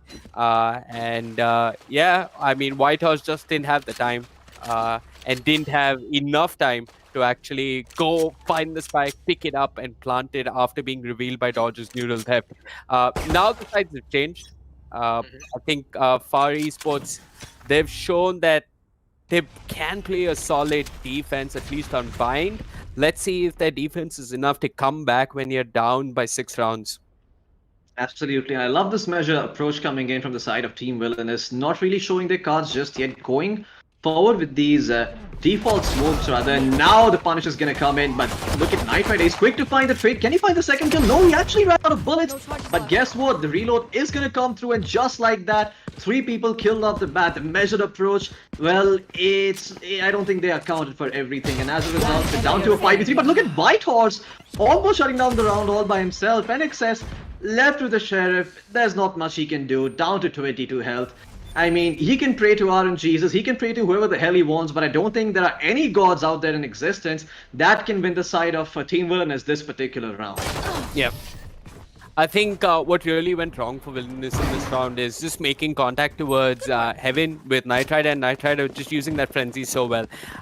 The frenzy, you know, it reminds me of another gun. And I speaking of guns, I want to look at the scoreboard. I want to see what everyone's bought up in this second round. I'm really curious to see what kind of buy is coming in from the offense on this round. Have they committed to anything? I'm not entirely sure, but the defense has picked up a couple of rifles. Okay, so it's going to be Shorty, Sheriff, and a Frenzy. They're mostly going to go for an eco this round. We know how the story goes. They're just going to get the bomb down, but Knight Rider, let's see how many heads he can click. Well, he actually allows them to cross through completely. The quick rotation is going to come through. He might end up giving away his life, but the jet movement is there, and he's going to be able to get to a safe spot. And just like that, Heaven control given away. But look at these frags coming in. The gun advantage is there. It's prominent, and it's screaming that you guys are not going to be allowed to plant. Quick throwaway round by Team Villainous, but now they have the buy up and running. Let's see what they can really do when the tides are in their favor, when things are a bit more even, when the battleground is even. Yeah. Is it even though? Because it's not even a proper buy coming out. They're playing with light shields on the offense. Two members, Gorang and Cruiser God. They have no option but to play with light shields. And yeah. Not I just mean, them. these I light mean, shields. if you look at the credits, it's only one person with the proper buy. It's only Dodge. Yeah, it doesn't look like the best buy in the world. Those SMGs can really punish having those light shields. Just one tap to the head and one shot to the body at close range, and you're going to end up going down. And those rifles going to be up for the taking and give you an even bigger economical advantage if you're the defense, if you're FaR Esports here. So winning this round could just mean that they start running away with the lead. Yeah. But look at the side of Team Villainous, though. Once again, with the measured approach, we saw the difference in how they were playing the previous maps. On Pine, they just like to explode onto one place. The Breach, gonna spot two, at least one person now. The Cloudburst is gonna force them to retreat and get cover, but they know it's gonna be a B hit. They have a significant amount of control. Knight Rider is gonna find the first pick, and now they just have to commit as they're pincered in into this site. And well, the B hit is going to come through, but look at the Breach. He's in position, just waiting to hear the sound of the spike. But the spike, it's not where they want it to be. It's all the way outside B main. Shitty's going to find another kill. Cruiser God's going to find one in return. Hell, he's going to find two. Down to a 2v2. Makes it a very doable situation, but the spike still not in their control. They have sights on it, they have vision upon it, but the race is guarding it. But look at Cruiser God just popping off over here. Winning this round for his team. Great flash, and NXS capitalizes. Team Villainous showing us that when the tides are even, they can make it work. And even though the buy wasn't really that great with light shields and just rifles, they managed to make it work. And Cruiser God, man, this man was sitting on the bottom of the scoreboard, but that was a very crucial round that he just bought them. Yeah. And yeah, just look at the economical damage it has caused. Yep. I think Cruiser God and even Quake, like they all do their bits on the map. I think Shivi tried his best to hold on towards B towers and just, you know, control mid. If you just look at the defensive setup coming out from FaR Esports, they aren't really contesting mid. Instead, they took control of B main in the previous round. Both Jet and Raze took control of B main. This time, it's a more fluid setup coming out from them. I see the Brimstone just positioned towards B towers, and he's just waiting for any kind of push to come in. The Raze is there by his side, so both him and the Raze are going to try and anchor mid. And if you look at Villainous, they're starting to move in towards A. Smokes are being tossed out. One very deep smoke being tossed out by Quake, but how much control do they get is the real question. Their access towards the A side has been blocked, Floki, and cameras are looking at each other. Not exactly, but close enough. The camera blinded. It's SMX and Shivi that have to step up with their guns. White House still in the side. Has it been cleared out? FaR Esports are making this look too simple. White House getting greedy. Wanted that last kill on the Quake. He won't get it, but Nicotine Patch is raining it from the skies as Quake has only 12 points of health. Blinded by the enemy Omen's paranoia, by SMX's paranoia. He has nowhere to go, nowhere to run. He will die in that corner. And I think, Floki, if this map is going to be a replay of Bind, I don't know if I have the cardiovascular fortitude to just hold on and go into a fifth overtime. Yeah, you better start calling your doctor awake and get him on call, because you might have a heart attack by the end of this series and the way this is going. One of the good things that the side of FaR Esports have up and running is that the last buy wasn't too great. They were really short on cash and they had to make that round work. And so now they can have a much easier time if they manage to win this round and they can slowly start developing a lead. This round most likely should go in their favor. They don't really have a great buy, and look at this, lots of HP being chipped away right at the bat. The Phoenix is low, the Cypher is dead already. Night Riders found the kill. Can Splash do a lot? And yes, well, Goran finds the kill, but almost loses his entire life. But look at the Cypher, he knows exactly where everyone is. But the question is that even enough? The answer, well, is yes. I mean, you know, it was used in the eco round, but that's about, it's fine. You secured the round for yourselves. It was an important round to win. I love how Dodge and the others are playing this. I mean, they are so representative of the Mumbai server in a sense, and not just the Mumbai server, it's any server you want to call it. They're like, "Arey, chalta hai yaar, jaane de us round ko, jaane de." Just YOLO. Yeah, just leave, bro. एक ही तो round था, अब देखना. Like, we're gonna destroy them, bro. We have a buy, bro. Let's do this. Come on, like that's the entire mentality, and I love it. I love this never say die attitude. The question is, sometimes it can not leave a lot of room for thinking, and FaR Esports have been good at punishing that. But the joke's over. Someone's dead, and it's Phoenix's first body. Off your feet! Rolling Thunder being pushed out here. They should have complete control of the side, but a great flash by Omen delaying them. He's still concussed though, and well, look at Goran. He's able to capitalize on that. That 5-second concussion that Rolling Thunder gives you is not really something you can deal with that easily. The plant is going to come through, but the man advantage is in favor of the defense. The retake is going to come. You have a bazooka, you have your knives up and running. The positioning though is not the best in the world, and look at this amazing position that the Raze has found herself in. Might be up for getting a kill, but look at Quake. He's peeking out. He's extremely patient over here. He's gonna find multiple kills, and he might just end up pulling this through. The defuse not gonna come through just yet. He hears the sound, throws out the smoke, throws out the flash, but the Cypher is sticking it. He really needs to make something happen. If the defuse is gonna come through, he's not able to get the final kill. The Jet is able to find the trade, and another crucial round going in the favor of FaR Esports. And now the side of Villainous, they need to reevaluate. They need to breathe. They need to analyze what went wrong, because the side of FaR Esports are slowly but surely starting to run away with the lead.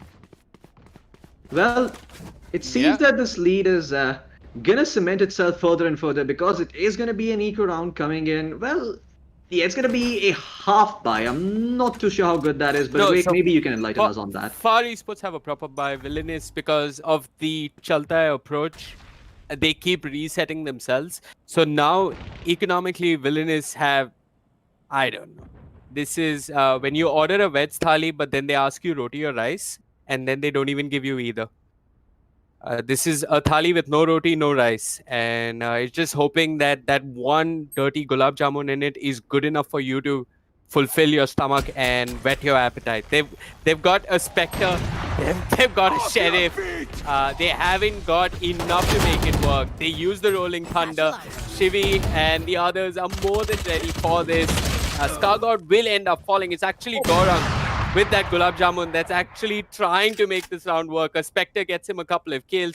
Now it's just down to Cruiser God and Quake, and how much can they do? They're going to try their best. Cruiser God just so patient towards mid, does manage to bring down SMX. He's brought it down to a 2v2. Your thali can have anything in it as long as you make it work. For now, Cruiser God has the Sheriff, and it's just the Sheriff and the Spike. He's got 34 seconds on the clock. He needs to get the Spike down, but 30 he seconds left. doesn't have too much information. So he's got to be the one that's got to commit Floki.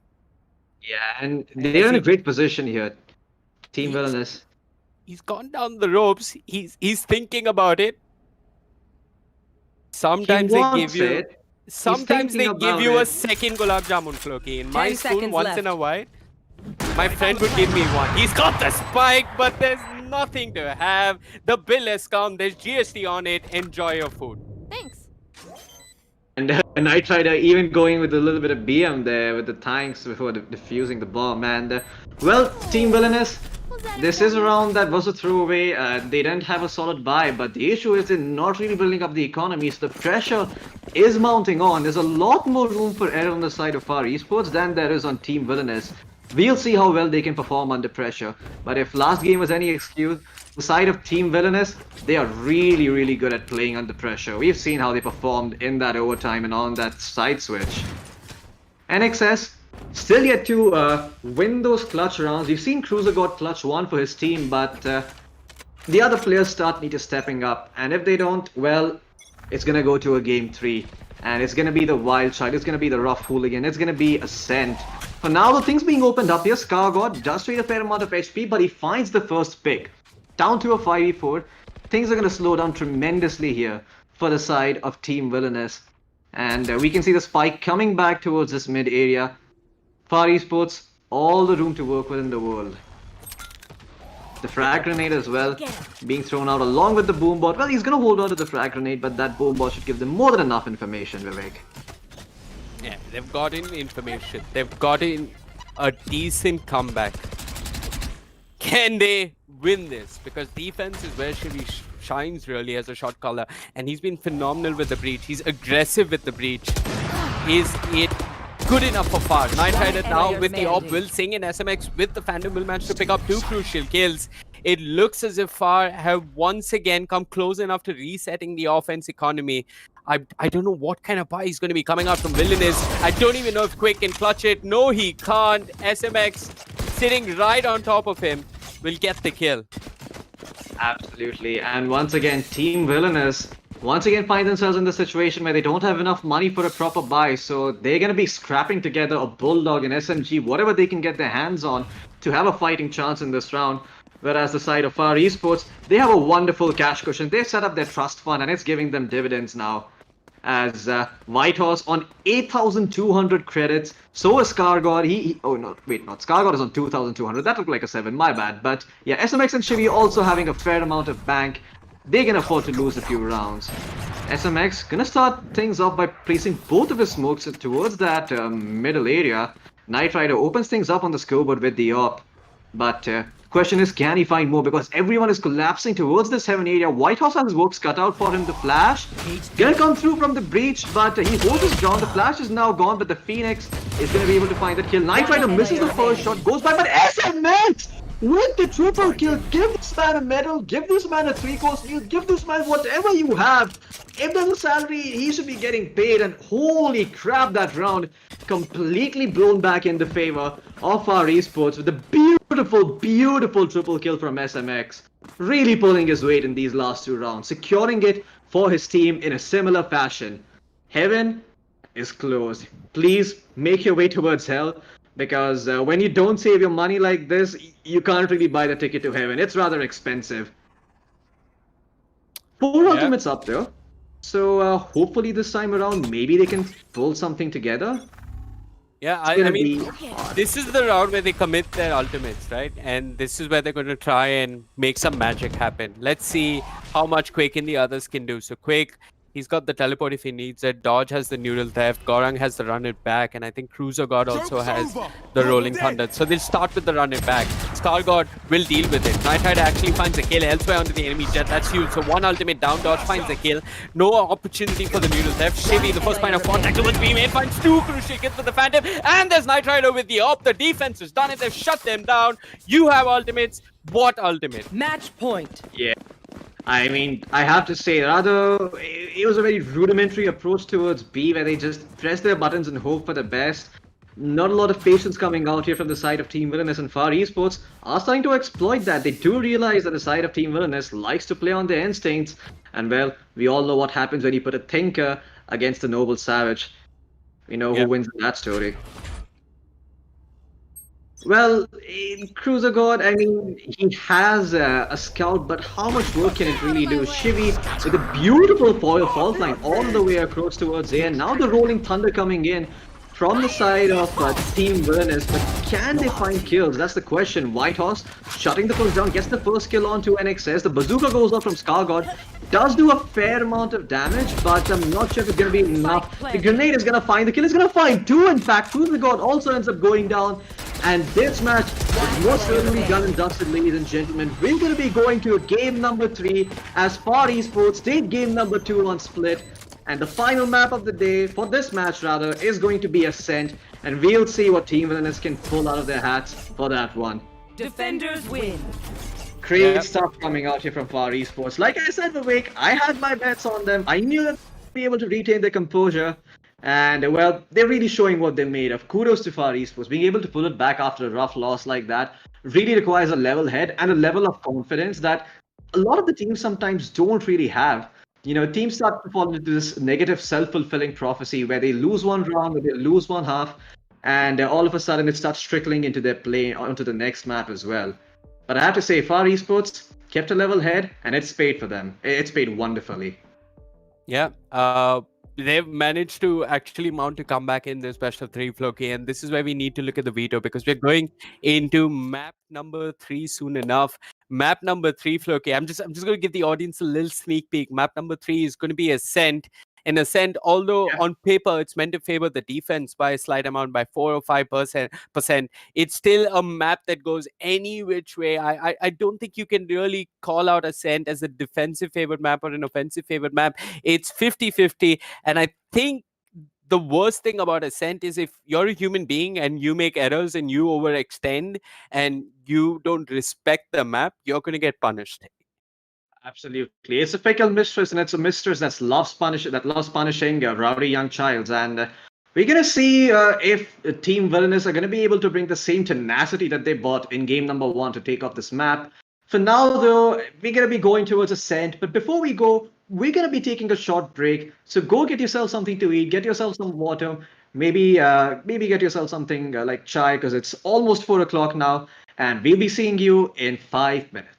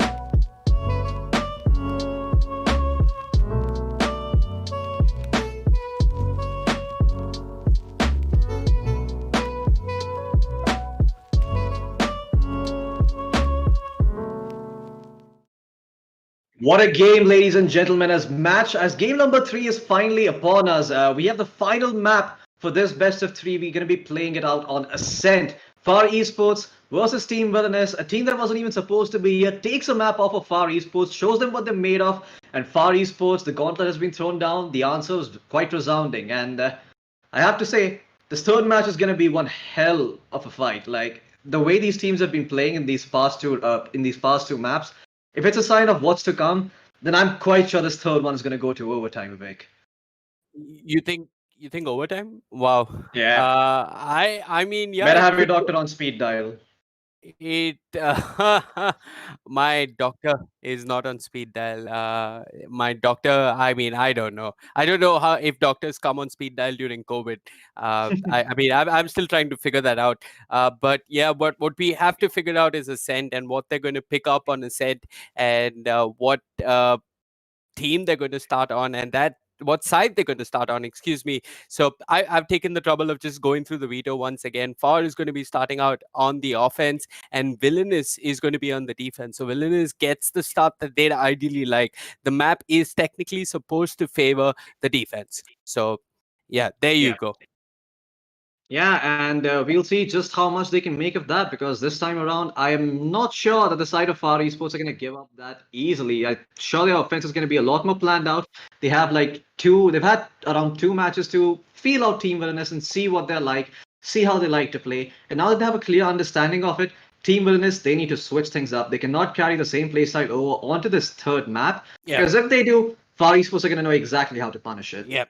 And guys, when I tell you it favors the defense, I'm pulling these numbers from the net. I mean, it's a comprehensive data set of like what Valorant has been documented so far. So 53% is what the defenders stand in terms of percentage when it comes to winning on this map, and the offense is at 48 point something or 47 point something. You can do the math and add that up, but it's roughly that's how much it favors the offense. I mean, excuse me, the defense.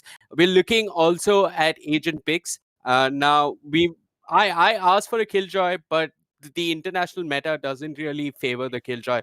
The Killjoy is not what's being favored internationally. It seems to be pretty standard. It's your Omen to offer control. It's your Cypher to just lock down sites. It's your Sova that's just there to initiate and get information, because Sova is so huge on this map. There's so many walls you can spam down, Floki. It's just redonkulous the walls you can shoot through. If you have a Sova that knows what to do with the Odin and knows the lineups in the retakes, especially, there are a couple of lineups, especially when you come onto the retake. If you can line up your arrow and start just spamming under heaven into hell, under rafters, whatever you want to call it, you can get a lot of damage done if your Sova knows all of that. There are also very simple shock darts that you can toss out. The common pub trick, I mean, you don't have to be an above average Jonas to know this, but you can just shoot those shock darts in the air and just wait in the post plant. And there are also shock darts that you can use offensively. There is that one shock dart which lands on site from the rafters. There is that one shock dart which you can use at mid to clear out mid link. So this is a great map for the Sova players. This is a great map for the Cypher mains. This is also a very important map for the Omen, because he's the smoke, he's the flash, he's your primary control, he's also key in your offense. Now the duelist that you pair up with it, that's personal preference, Floki. I think we might see I think we aren't going to see too many variations in terms of the duelist. We might see I don't think we're going to see a Reyna. I think we'll definitely see a Jet, because we do seem to love Jet in India. I think we might see a Raze. If somebody feels the confidence to run a Raze on this map, which was the fundamental training ground, your practice range was based on this map. And this map, Ascent, is where today's best of 3 is going to be decided, Floki. The scores are tied at 1-1. FaR Esports, they ended up losing Bind in the 4th overtime. And Team Villainous, unfortunately for them, they didn't even take split into overtime. They had to make do with what they had. Map number 3, Ascent, is where this best of 3 will be decided, and where one of these two teams will be going home from the one-play Esports Valorant Invitational. 50,000 Indian rupee at stake, and Night Riders come to play with the first headshot of Ascent. Absolutely, and NXS hence gets splattered all across the wall as he was hoping to maybe find a pick and get the hell out of there, but FaR Esports have something else to say for that. Korang, all by his lonesome onto this B side, will be able to find the first kill with the help of Quake, but Shivi is quick to get the trade. Side control surrendered all over to FaR Esports. Dodge, sitting in the back, is able to get a couple of kills, but oh my goodness, Quake comes in with the perfect timing and destroys their heads. Great stuff coming out here from Team Villainous. I mean, that was beautiful to watch. The way they managed to bait the side of FaR Esports in, and Quake quickly acting upon the information to get into the side, get into a good position to trade people out, and Dodge holding his ground and getting those first 2 kills. Man, what an absolute beaut of a round. NXS, yes, he got caught with his pants down, but when your teammates are making plays like those, you feel like taking those kind of risks. It's okay to make those kind of plays, Vivek. Yeah, it is okay to make those kind of plays, and I think what is going to be crucial is what Villainous can do with that win. Now they managed to put together a win. Knight Rider did try his best with the Ghost to, find some sort of an opening and just storm over, but it wasn't enough. Now FaR Esports don't have much in terms of economy to work with. I think NXS, he's doing the classic. Hold on to what you have so that you can save for the operator. The operator can be devastating in a map like this because the angles are excellent for Jet. You also got newer parts of the map like these small little barrels to work with. These newer parts of the map were added around 1.07. So if NXS does manage to get the operator moving into the next round, Team Villainous are up for a good start on defense.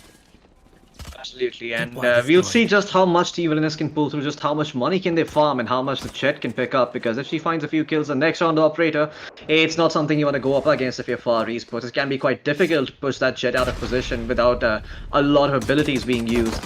For now, the FaR Esports, they have all made their way towards this A side, making a lot of sound, coming into Cruzagod's aim, and he does a lot of damage, but look at Whitehouse, he managed to get a few kills in return. Quake is here to answer back, but Knight Rider, quick to find the trade, and Team Villainous will end up taking this round. The spike still not planted, 20 seconds remaining. The Cypher is all by himself. Can he do a lot? Well, he does enough to get the kill onto NXS.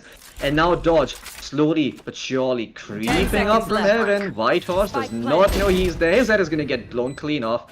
And the second round is going to go in the favor of Team Villainous, albeit slightly costly.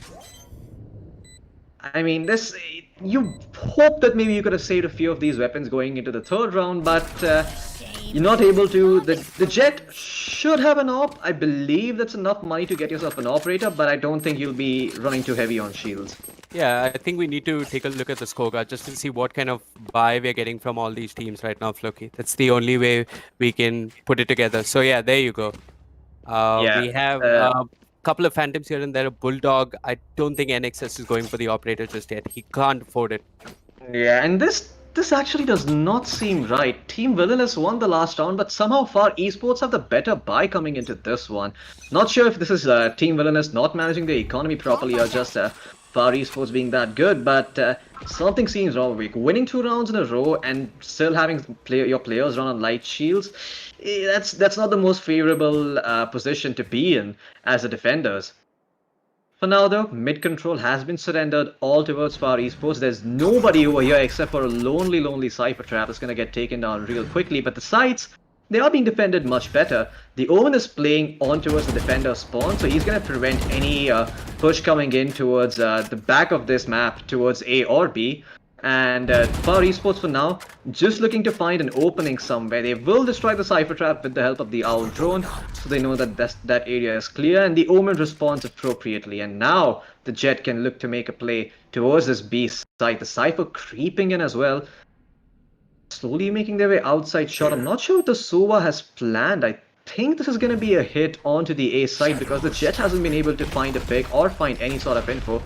The fault line now being thrown out from the side of FaR Esports doesn't connect onto anyone, but does indicate their presence towards that A side. Yeah, I mean, they're just towards mid. They're doing a classic mid to B split. They've smoked off defender spawn and they're wrapping in through market. Now, what you want to focus is on the defenders at B and how much this Jet can do. NXS can just spray wildly, doesn't get anything. It's actually Dodge who elsewhere manages to find a I know rotation coming in from the offense 10 now. seconds left. Villainous, they are looking okay. I mean, they have numbers, but those numbers are starting to dwindle as Knight Rider will manage to take off Gaurang. It's NXS who's trying to make this retake work. He's pushing in, he's swung into market. His location revealed by that spy cam. He doesn't have too many options. He's got one dash to work with. He's dealt with Scargod. Now he needs to deal with the others, but Knight Rider just shoots him down in the face. NXS is dead. It's just the Cypher, and Cruiser God cannot do all that much all by himself.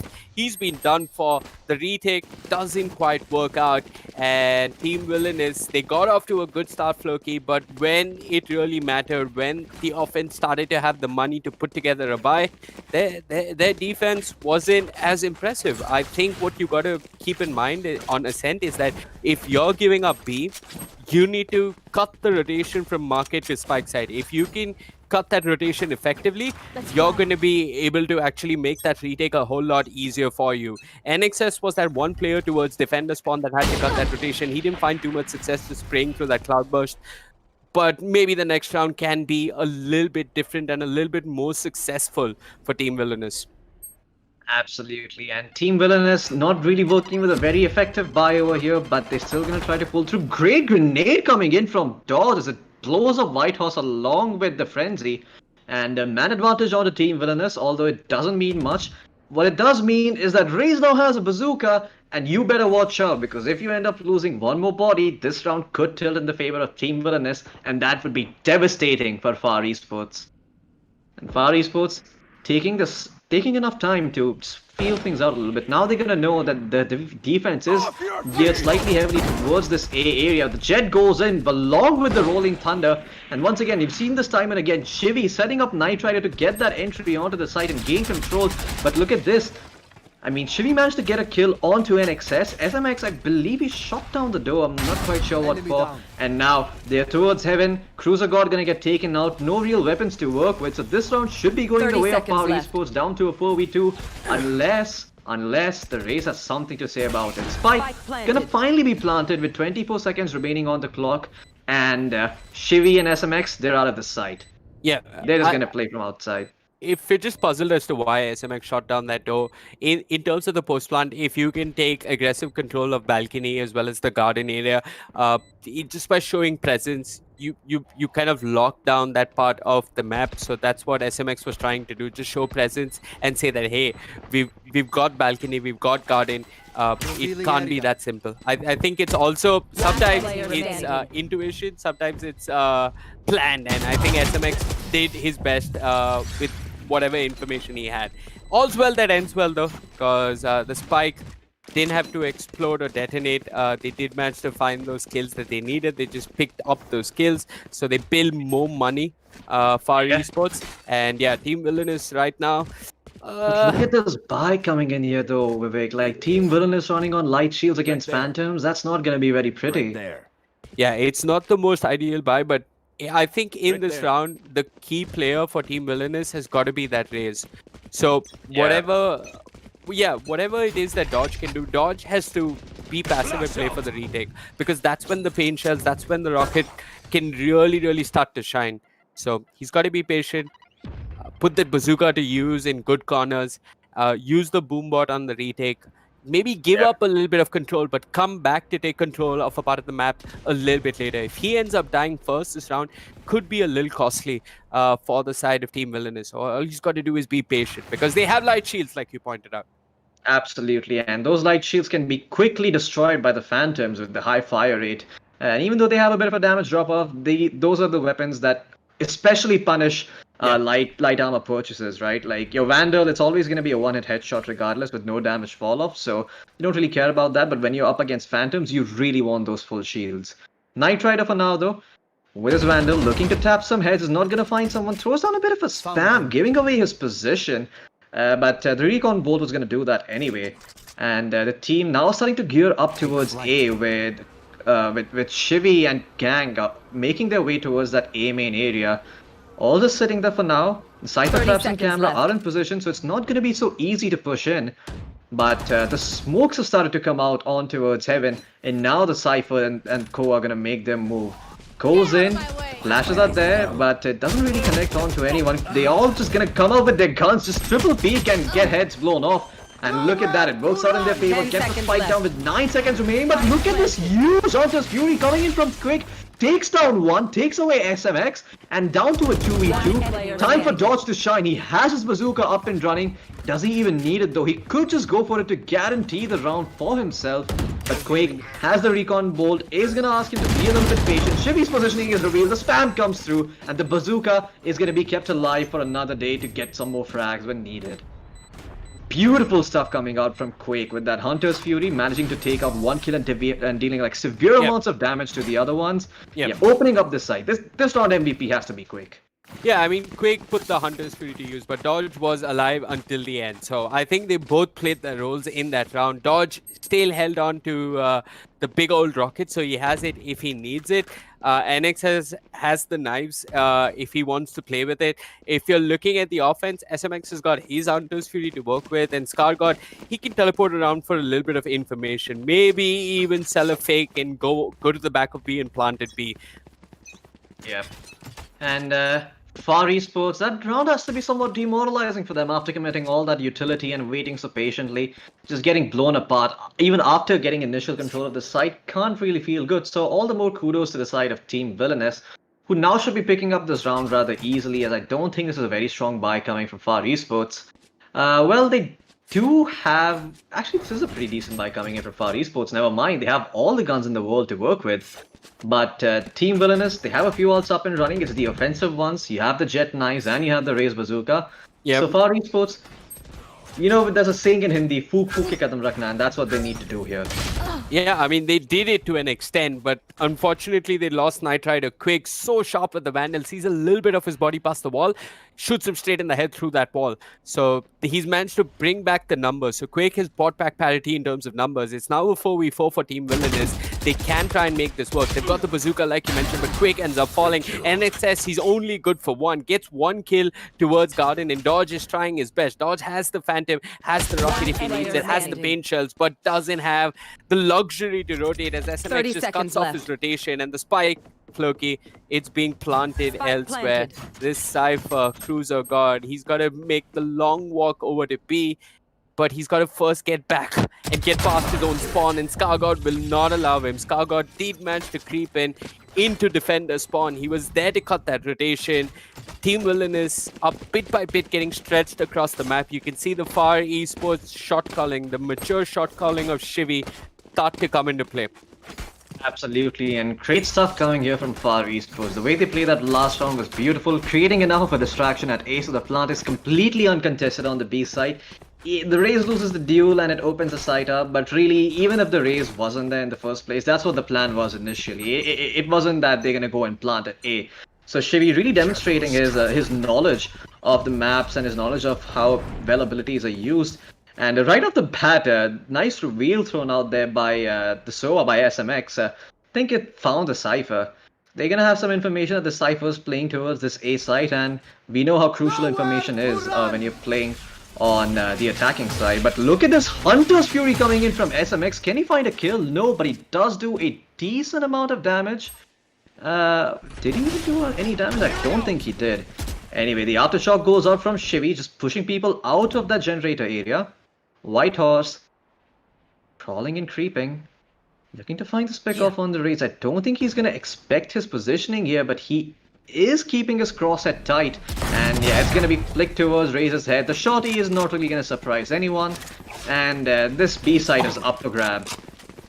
Yeah, White House has actually managed to find an opening, and now you can see the rest of FaR start to find their confidence, right? Shivi managed to catch someone pushing out and aggressing towards mid, and now he's rotating safely. It's just one man all by himself, and it's again Cruiser God who's cruising with a Marshal. He finds Shivi, but I'm not quite sure if he's going to win this duel. Not a chance in hell, as Shivi, confident with the Phantom, will just spray him down. 4-3. FaR Esports are starting to fight back bit by bit, Floki. Again, I gave a very weird number in terms of percentages. I think it's 53 to 47 point something. You can move the points up and down, but 53% roughly is what the defenders have in terms of chances for winning this map. And I think FaR Esports are going to be pleased that they managed to put up 4 rounds. If they can close this half with the lead, something like 8-4, they're going to be more than happy with this half. But Villainous are not going to just bend over. Roll over. Yeah, they're not going to just roll over and give away this half that easily, you know. And now they've got ultimates. They've got 4 ultimates to work with. Cruiser God has the neural theft, which is really, really crucial. I believe Dodge has just been holding on to that ultimate, not feeling confident enough to use it. And Cruiser God, he's feeling confident. He's managed to stroll out A long. He's found a pick at A long. And now he's swinging back towards A side to hold on to A side. If you look at the offense, the spike, look at it. It's strolling through mid. But where does it go from mid? It doesn't go anywhere. Nitrider gets picked off. The spike now has to move through market. It's one man with the spike. It's SMX who's trying to make that journey. Will he be allowed to cross, though, is the real question. He's won the duel versus Gorang. Can he get onto the side? No, he hesitates. He's actually swinging back because ScarGod is finding picks at mid. Cruiser God and NXS get picked off. SMX still has the spike and now they're swinging towards A, but they know that there's one person in the smoke. SMX was waiting. He's bested quick. He's done enough to win this round on paper. Now Dodge has to put all those pretty skills into play because he's got to throw all those blast packs, all those pain shells, everything he has to try and win this round for his team. Yeah, the whole kitchen sink needs to be thrown out to take this round back, and poor Dodge has just been as stable as a rock. He should finally have the info that they are going to plant towards A, and who knows, man, Dodge even may go in for the save. The only issue I have is that Dodge has had his ultimate up and running for over 3 rounds now. That is 3 rounds where you're not building up towards your next ultimate. That's 3 rounds where you didn't use your ultimate. That's 3 rounds where you could have potentially had a little bit of impact. And this is another thing that teams tend to fall under the trap of. You know, yes, you want to use your ultimate to have a decent amount of impact, but sometimes when you're just not finding it, it's good to get rid of it as quickly as possible and start building it again. Because if you're not using your ultimate, there's no threat that the enemy has. I mean, yeah, like Dodge has been holding on to it, hoping that they make their way towards this B site. But when you're giving up kills like this, it's just better to get whatever the hell you can with that bazooka. And yeah, ultimate usage, another one of those trickier things that is it's only going to develop as time goes by. That's when teams are really going to start looking at these ultimates a lot more accurately and looking at them with a lot more depth than they currently perceive, Vivek. Yep. I mean, it's not that there's a lack of perception of depth. It's just that he hasn't found the opportunity. Yeah, he hasn't found the opening, Floki. And that's the skill that Raze demands. I mean, the higher up you go, you need to find these openings yourself. So Dodge is now under pressure. He's looking for some sort of miracle towards A long. In the past, Cruiser God did manage to find an opening. He's tossed in a good old frag grenade, whatever you want to call it. He's tossed in the pain shells. He hasn't done too much damage. The higher up you go in this game, it's pretty much required that you know fancier lineups for that agent. So there are some really good pain shell lineups. I haven't seen them just yet coming out from Dodge. ScarGod is just positioned towards mid. He's taken control and he's actually pushed off Quake from mid-market, and he might even look to take a little bit more control towards market. He might even consider swinging in, but he's not quite sure what the setup is. He doesn't know if there are 2 members playing spawn. And until then, FaR will just take baby steps as they try and take control of the map bit by bit. But there's Shivy, and when Shivy shows up, this team is ready to go. The smoke has come out towards defender spawn. Quake has been smoked off. He doesn't have the recon bolt for information, so he's got to spray wildly based on whatever sound cues he gets. The paranoia there, and Quake with the spray finds 2 crucial kills as SMX and Whitehouse get picked off. Shivy knows that Quake is there. ScarGod has done his bit for FaR as he manages to make progress towards the side. Shivy is the one though with the spike, and Quake will not let Nitrider pass. Finally, Shivy comes in, gets the trade. It's now a 2v3 for the offense, and it's slowly chipping down to just 1 man on the server. ScarGod, he made progress towards the side. He will manage to pick up the spike, but look at the clock. 10 seconds on the clock. He wants to just get the spike planted. Will he be allowed to? Paranoia blinding him. No sound cues to work with. He's got his claims blindly and get 1 kill. Follow it up with the second. The Phantom has done wonders for him, but INXS is his undoing. How many angles can 1 man hold? 3, 4, I don't know. ScarGod tried his best, but it was not enough for the offense. Quake has got to be the MVP that round for Team Villainous. Absolutely, just using that SOA to its fullest potential, waiting for information. He knew that they're all sprawled onto the site, so there's no reason to peek out and just squander his life. Instead, holds on to it, waits for the recon bolt and the owl to do its thing, and as soon as he has that information, he spams it down and gets a lucky double collateral. The Jet, I mean, you could say that the decision by I'm not sure it was Knight Rider. Yeah, I'm not sure if Knight Rider needed to peek that. I'm not sure if he had the spike on him, but yeah, like he just tossed his life away too on like for Quake. It was just slim pickings for him. Yeah. So when you just throw away your life like this, it can become really hard to get control of the site once again. For now though, this offensive setup is moving towards A. Lots of commitment to that area. There are some cipher traps spread out across the map, and the owl from Quake is gonna give them a lot of information as to where as to the whereabouts of Team FaR Esports. If there's anything we know about FaR Esports is that they like to take their time. SMX throws out his Hunter's Fury, doesn't really connect, actually does connect onto the Jet, who's sitting on a sliver of HP. You could literally breathe on the Jet and she would die. And FaR Esports, well, I'm not sure how that quite happened, Vivek. How did the Jet lose so much HP? The Jet from FaR Esports is sitting on I don't know 5 maybe 10 HP. What the hell happened there? I think it was some Hunter's Fury damage being done across the map, if I'm not mistaken. But it wasn't. So I really don't know what 30 happened. seconds left. But yeah, Cruiser God, he's finding kills. He's shut down ScarGod. ScarGod has been doing a lot in the past. ScarGod will end up falling. And now Team Villainous are looking better than ever as they're starting to find their form. It's actually Cruiser God, Quake, and NXS who are going to light up the kill feed. It's just one man alive for now. It's the Sova, it's SMX, and how much can he do? I mean, again and again, it's just one man remaining on FaR Esports as their offense is being split up and just being read like a book from Team Villainous. Now Team Villainous have managed to find a read. But is it too late? Because Ascent is the map, Floki, where your adjustments have got to be a lot quicker. You don't have the luxury to sit and figure out what's going on. Cruiser God has started to find a read. He started to set up those traps. We can look at the setup a little bit more. 2 Cypher cages towards B main, 1 tripwire there as well. And he's got 1 tripwire towards mid market. That's the setup that they're running. And yeah, let's see if they can make the setup work.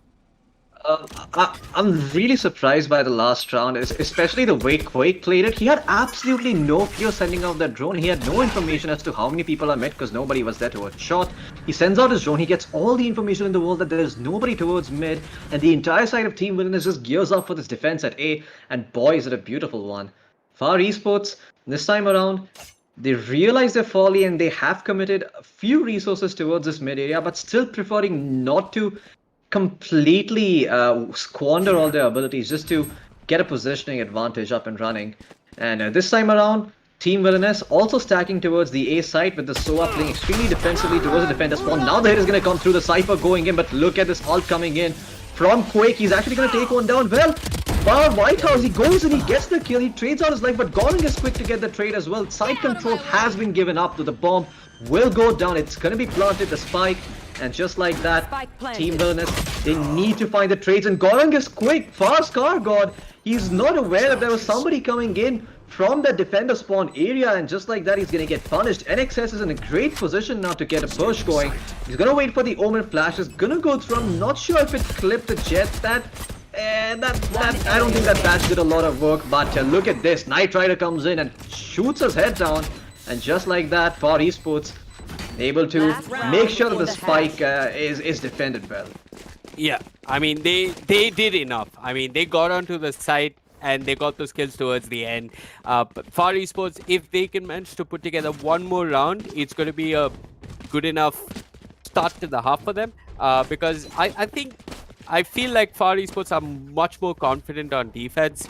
That's where they all really start to shine. I think Shivi is going to really rally the forces, make sure that Knight Rider, SMX, and the others know what they're doing on defense. SMX is also very confident on this map, especially with the server. I don't know if you guys have been following him on his socials and watching his streams and whatnot, but I have. So yeah, they know what they're going to be doing on defense. He knows those juicy Sova lineup, so he's going to be bringing it on defense in Ascent, as far as I'm concerned, Floki. Yeah, and that's what's always a pleasure to see, right? Like these masterclass defense setups from Mr. Shivi. For now, though, Villainous Esports, they have a few things going for themselves. They have this AWP onto as a short area. It's not going to be hard to take out without a flash. There's going to be a lot of commitment over there. And well, speaking of commitment, the Rolling Thunder gets dropped. The Cloudburst is going to reveal that there are players there, and Scargod through the smoke manages to pick up a kill. Dodge also falls down elsewhere. Jet in a bit of a precarious position, but is going to get taken out by SMX, and just like that, this half is done and dusted as Team Villainous did not have what it takes to hold on to their side. Shivi, always such a huge threat when the Rolling Thunder is up. I'm surprised to see this man use these ultimates in such an effective fashion. Yeah. God, you can get one kill, but how much can you do? He's trying. He's got two. Can he find the third? Nope. SMX there with the Phantom Lady. You know, as whatever Switching age you play on this map, there are really only so many duels you can win flicking at that kind of distance. And I think Cruiser God tried his best. The halves, or rather the half switches at 7-5. FaR Esports have... excuse me. Am I doing the math wrong, Floki? No, you're not doing the math wrong. This is the reset. Okay. This is the 13th round. Yeah. So yeah, now we're moving into the pistol. This time around, we've got Quake and the others just trying to figure out offense. I think the one thing that worked for FaR Esports in this map compared to Bind is that they have an Omen, and the Omen does so much more than the Brimstone. You can see Scargod really contributing when you give him kill potential. The Brimstone is sure a controller, but when you give Scargod the ability to flash, the ability to move around the map with the Shrouded Step, you can see how much he's doing. And Scargod is really chipped in on Ascent. He's really brought his A game to Ascent, and he just needs to bring it on defense as well if FaR Esports want to cruise to a victory. Villainous, they fought tooth and nail, Floki. I think Bind is going to be that fourth overtime of sheer madness. And I think we can see, or we can expect some of that tenacity again from Villainous as they move into what could be the last half in the one-play Esports Valorant Invitational. For now, though, it looks as if the defense manages to find a quick kill. It's again that Cypher causing all sorts of problems with Scargod, Shivi, and others. They're going for the long rotation. So, but I don't think this is going to be as simple as it looks. Whitehouse is holding fort from the rafters. He's found one kill on the NXS. Knight Rider does his best with the frenzy. So the defense is actually making this retake work, piecing it together bit by bit. The spike is planted though, and time is ticking. Whitehouse does drop a camera, does spot one under heaven. He's going to try and look for that kill. There's one towards long. Can't clear under heaven. His dodge with the ghost gets two crucial kills. Whitehouse and Scargod dead. They first need to clear A long. Knight Rider's done his thing. Now there's just dodge all by himself in this 1v1 was Knight Rider. The paint shells tossed out, but the paint shells aren't enough. Knight Rider with the presence of mind to be patient, wait and dash as he makes it towards the spike. Has he got the time? It looks like he has. Knight Rider has clutched it. It was a touch and go pistol, just like the entirety of the series. For now though, FaR Esports win the defensive pistol on Ascent. Yeah, and look at that money pouring in for themselves. They're going to be happy lapping up those SMGs, getting a rifle up and running as well on Knight Rider, who's been stellar on this map so far, Ascent. Securing that last round for his team. It did get a little dodgy, no pun intended there, but fortunately he was able to pull it back. Villainous, they're going to have to eco this round and work hard to winning the next one that's going to be coming. And that's when we'll see what they're truly made of, if their offense has a fair amount of strategy to it. Because right now it seems that they're rather playing it in a very rudimentary form. Just pushing as for onto one site and without really a lot of information. And while their abilities to clear the site is pretty decent, the retakes from Shivi is strong, and that needs to be respected. For now though, Gorong is not respected Shivi at all as he taps his head with the frenzy, gets control over the shot area. The smoke is out, so they should be able to get the spike on the site. There is, I do believe there's another person standing there on the outskirts. It is their Cypher, and things are going to get much harder as the SOA getting swarmed by all members of FaR Esports. And just like that, SMX with the 4K in this round puts an end to Team Villainous's plans. Yeah, good stuff coming up from SMX. Had the Spectre lapped up those easy frags, Floki. I mean, like, he saw free pickings, said, I'm going to take them. Thank you very much. Just press W, got those kills. Good stuff coming out from SFX. But now is when the villainous tenacity, their signature is really going to start to kick in, Floki. Now is when they're going to have a buy. Right here. It's not Right the here. best of buys. They're two Phantoms running without any Revealing shields, area. but it's still something. Is it enough for Villainous on Ascent? Quick trades though, as Knight Rider and the others want to push out B main, but Quake and Dodge were just waiting. One enemy This is the remaining. problem with FaR Esports sometimes. They get a bit too over-aggressive. Shivi probably called for that push. I'm not quite sure who called for that push, but the three of them push out B main. Dodge and the crew were just waiting for that. The paint shells were timed to perfection. They lap up those Spike easy planted. frags, and now Shivi is well, I He's don't all know. by his lonesome. He's lonely. He's crying. He's desperate for his teammates to come back because after all that lead is, this seems to be reminding me of a particular story that happened earlier today, Vivek, in map 1, if I'm being very specific. Shivi, though, might just be able to pull it back at this rate. He's going to be able to clear that corner. The flash does not hit him.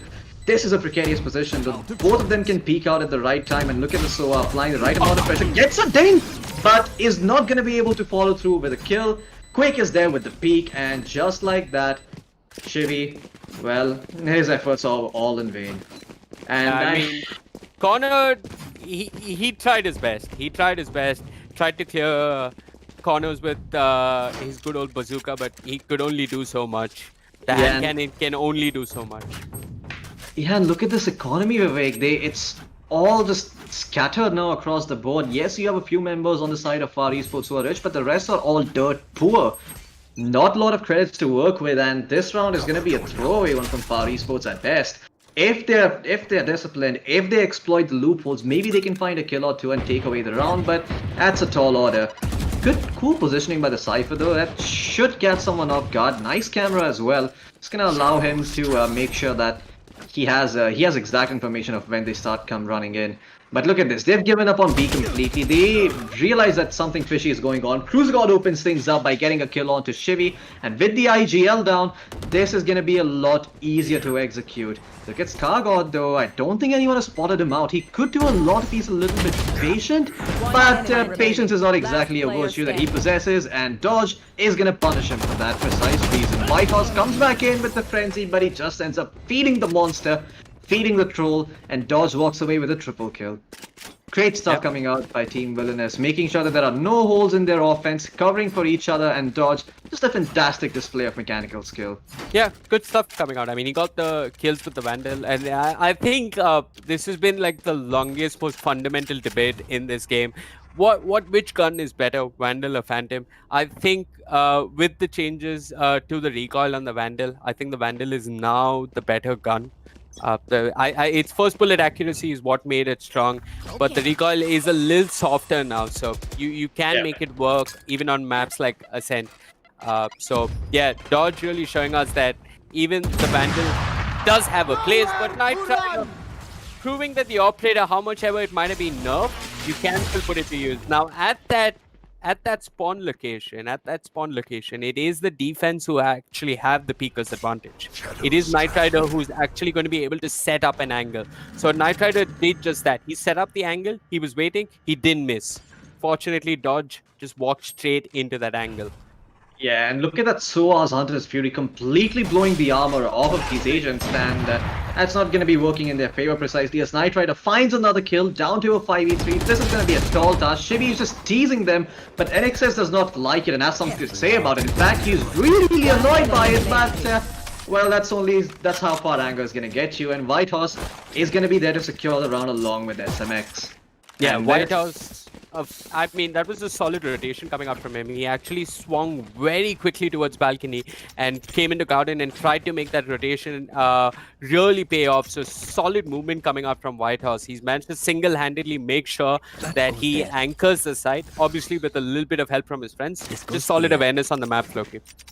Absolutely, and great play by Shivi too, just teasing NXS and asking him to, do you want a piece of me? Do you want a piece of me?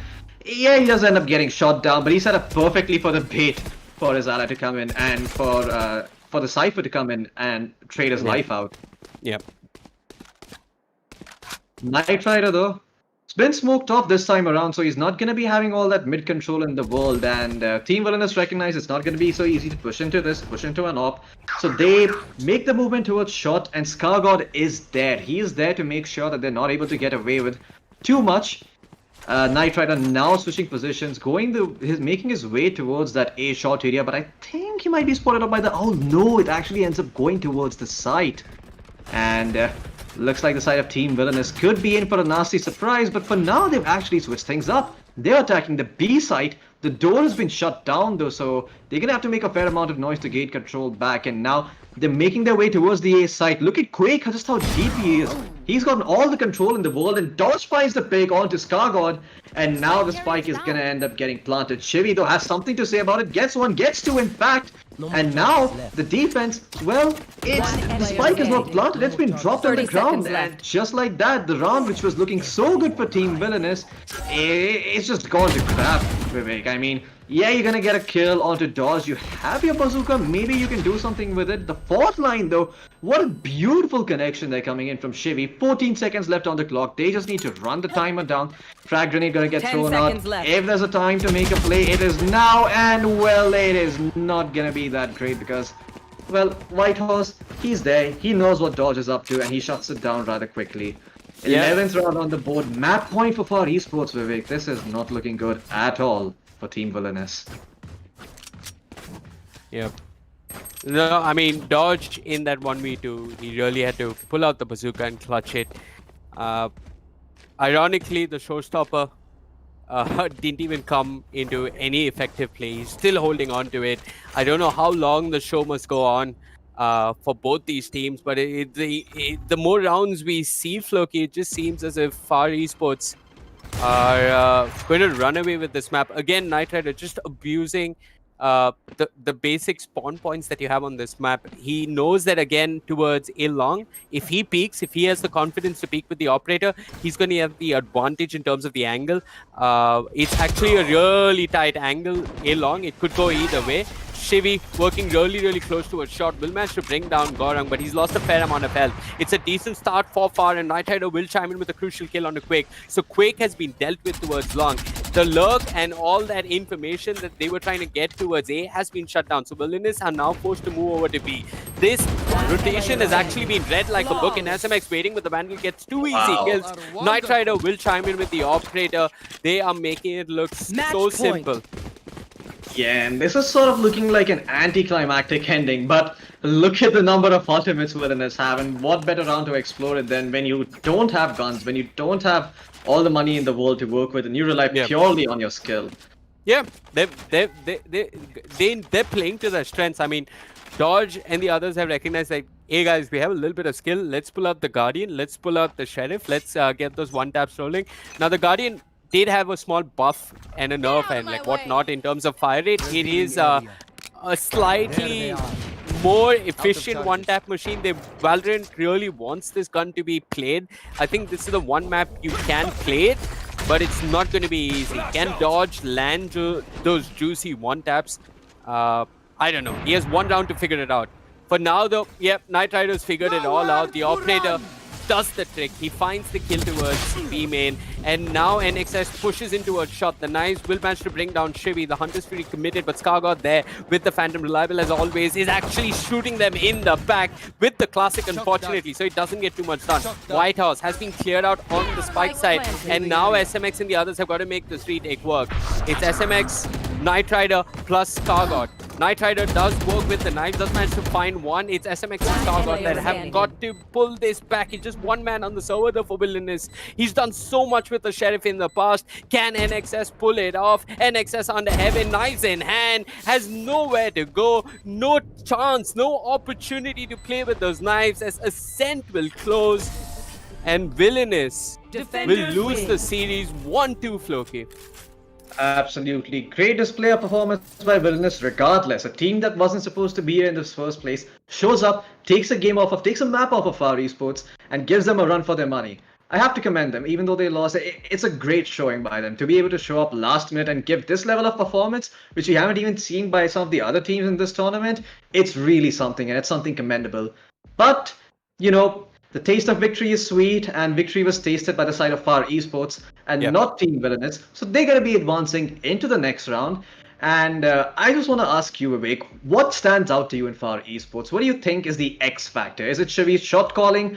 Is it the coordination he has with FaR Knight? What is it exactly? Knight Rider, my bad. I think definitely the comms are solid on this team, not just Shivi, but all of them.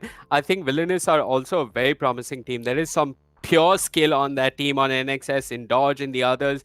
When that skill gets put together, and Quake is trying to put it together. Both teams show a lot of promise. There's raw skill on one team, there's mature communication on the other, but unfortunately, only one team moves ahead in the tournament. If I had to pick an MVP very quickly, Floki, I'm Yep. going to put. I really have to put Shivi, Knight Rider, and SMX. It's very hard to tell them apart. I'm going to pick a.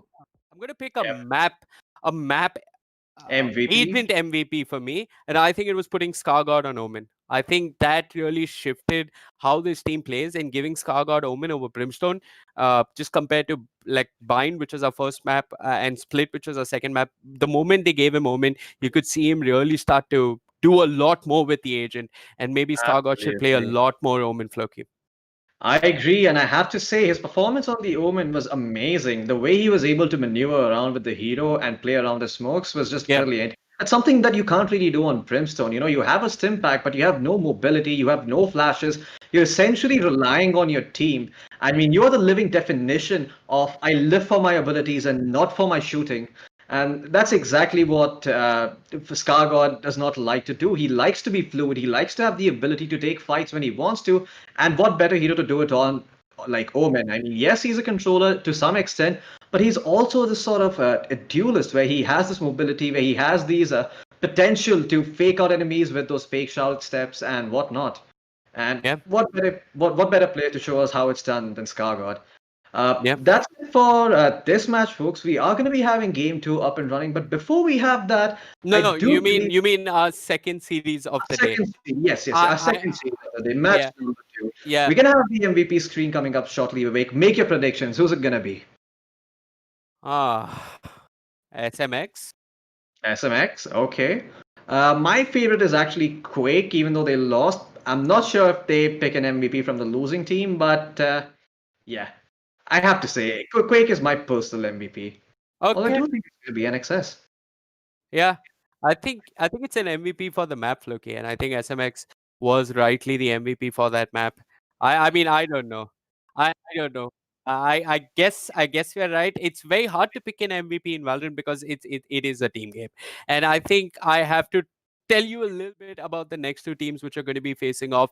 We've got Noble Esports facing off versus Rad Syndicate. Noble Esports having some of the biggest names in Indian Valorant.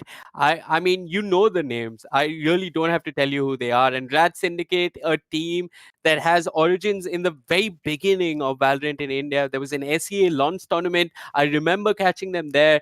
Rad Syndicate is a team with a lot of promise. I don't know how much they've evolved since then. They're a new team now, they're new players. So that's going to be a great best of 3 to look forward to. Guys in chat, if you've been enjoying this tournament, if you've been enjoying this broadcast, please subscribe, please like, please hit the bell icon at One Play Esports. One Play Esports on Facebook, on YouTube, on Twitch, on Instagram. If you've been enjoying what Hirak and I have been doing, well, our socials are on the screen. He's at the rate Hirak T. I'm at the rate official Vivek. I think we're going to be taking a short break now, Floki, and then we're going to be coming back with Noble Esports and Rat Syndicate.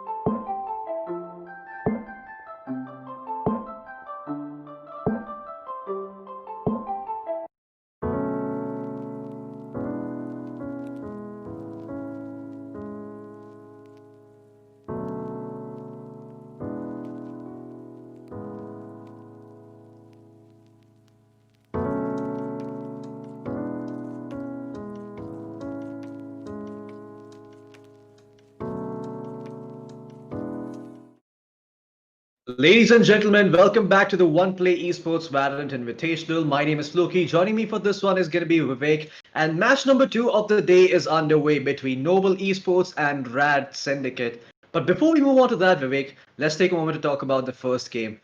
Team Villainous, on a short notice, makes it to this tournament, gives FaR Esports a run for their money. Yes, they fumble a bit on the second map and third map, but man, what a storyline. Sucks to see that they've been eliminated so early. Yeah, I mean, Team Villainous, they really played their heart out. Now, you got to remember that there are 8 teams in this tournament. It's a bracket which is kind of unforgiving in a sense because they're best of 3 single elims. So, Yeah. a best of 3 is enough time to make your adjustments. Can you make those adjustments on the fly? Are your breaks that you have in between games, I mean, they're barely even breaks. I don't even know how much time the players get. Are those enough for you to figure out what's going wrong for you on the server? It Yeah. looks like it wasn't enough today for Villainous, but if they play another day, another tournament, another One Play Esports Valorant Invitational, they're definitely going to come back a lot more prepared. Absolutely. And I'm quite sure they're going to cause some heads to turn around because these guys have a lot of individual skill. It's just a matter of finding the right shot calling. It's just a matter of finding the right IGL, the right kind of play style for them. And as soon as they have that up and running, I have some real high expectations of this team to be fierce competitors, especially in the Indian Valorant landscape. Yeah. Uh, for now, though, let's take a moment to talk about Noble Esports versus Rad Syndicate. Some big names on those teams, right? We have, I believe, Sai, Tito, and there's another person there that I'm missing. Let me just have a quick look. Maybe you can enlighten me on that, Vivek. Who is it exactly? Okay, yeah, it's Rexy, it's Sai, and it's Tito on Noble Esports. And on the side of the Rat Syndicate as well, we have some known players such as Badman. I believe I've seen that name before Yes, in the yes. Counter-Strike world. Yes. Yeah. We definitely, I mean, we have a little bit of time to talk about Noble Esports and the others. I think the players are also just going through the veto as we speak. So Noble Esports have got Sai, they've got Tito, they've got Harsh, they've got Harsh is a really interesting player, and more than Harsh, the player that everybody likes to talk about is Hika.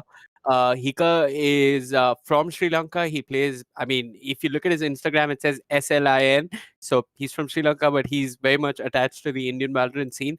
And he used to play a long time ago in another team. I think there's another story that I can bring up of this one tournament which I think I was casting that tournament, and he couldn't make it to India to play the qualifier. Now, I think the beauty of these games is that, sure, you could say the servers in Mumbai, but the player and the community, they're from all over. Like, I think Sri Lanka, Nepal, all these bordering countries are part of the server as much as we are from Mumbai or Bangalore or wherever. So it's actually It's one interesting big to see him in family. play.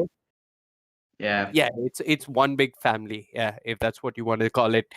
So yeah, we're going to see him play. And Sai, obviously everybody knows Sai. Sai is obviously the most legendary individual user of the big green gun from CS:GO, and now we're going to be looking at our Vita. So we got Split, which is again Ooh. defensive favorite. Haven is the one map which they say is 50-50. Those are the legitimate stats for Haven. And then our third map is going to be Bind, which again favors the defense. Absolutely, and this map is going to be interesting to see because we see a lot of teams not prefer to play the split. Like they would rather play bind first, they would rather play ascent first. But when it comes to some of these more established players, such as Noble Esports and Rad Syndicate, they want to get split out of the way first, which is very interesting to me. I thought ascent is the map that people usually want to get out of the way first, and ascent is the map people want to play because mistakes are very easy to punish on that map. But this time it has been voted out. So Yeah, I that's really mean, interesting. Ascent is the most puggish map in that sense, right? Like it is a map where mistakes are easy to punish, but when two teams of equal caliber decide to play off versus each other, they just eliminate the puggishness. They want the more structured maps. So these are the more structured maps that we have, and it's going to be Split, Haven, and Bind. Yep. Well, I think this is the final match for the day. We will know which teams are going to be making their way towards the second round of this One Play Esports Valorant Invitational.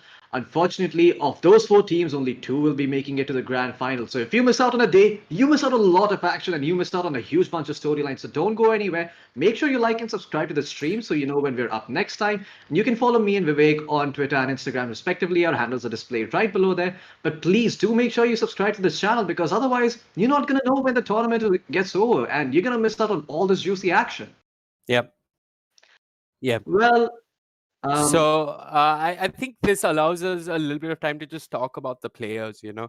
Yeah. So I think one player is Harsh, obviously, and then there's Rexy. I mean, I've known Rexy for a while. I've had the pleasure and the displeasure of actually meeting him a lot on deathmatch servers in Yes, another game. okay. There we Deathmatch go. servers, yeah, Yeah. deathmatch servers on another game, and he would just sit and slog away at deathmatch servers. He would love to just sit and shoot heads. So that's the kind of player that Rexy is, and that kind of raw aim, that kind of uh, ability to just frag is going to be handy in a game like Valorant. There's also Tito. I think the most Yeah. interesting thing, Tito is very young in a sense, but the most interesting thing about him that I remember was his usage of the Krieg. Now, the Krieg was a weapon that was buffed for a bit. In essence, in Valorant, the other tactical shooter that we're looking at today, and the tactical shooter that we're going to be looking at for this entire tournament, the Krieg has there's no presence of the Krieg like that per se, but the concept of being able to ADS is very, very interesting.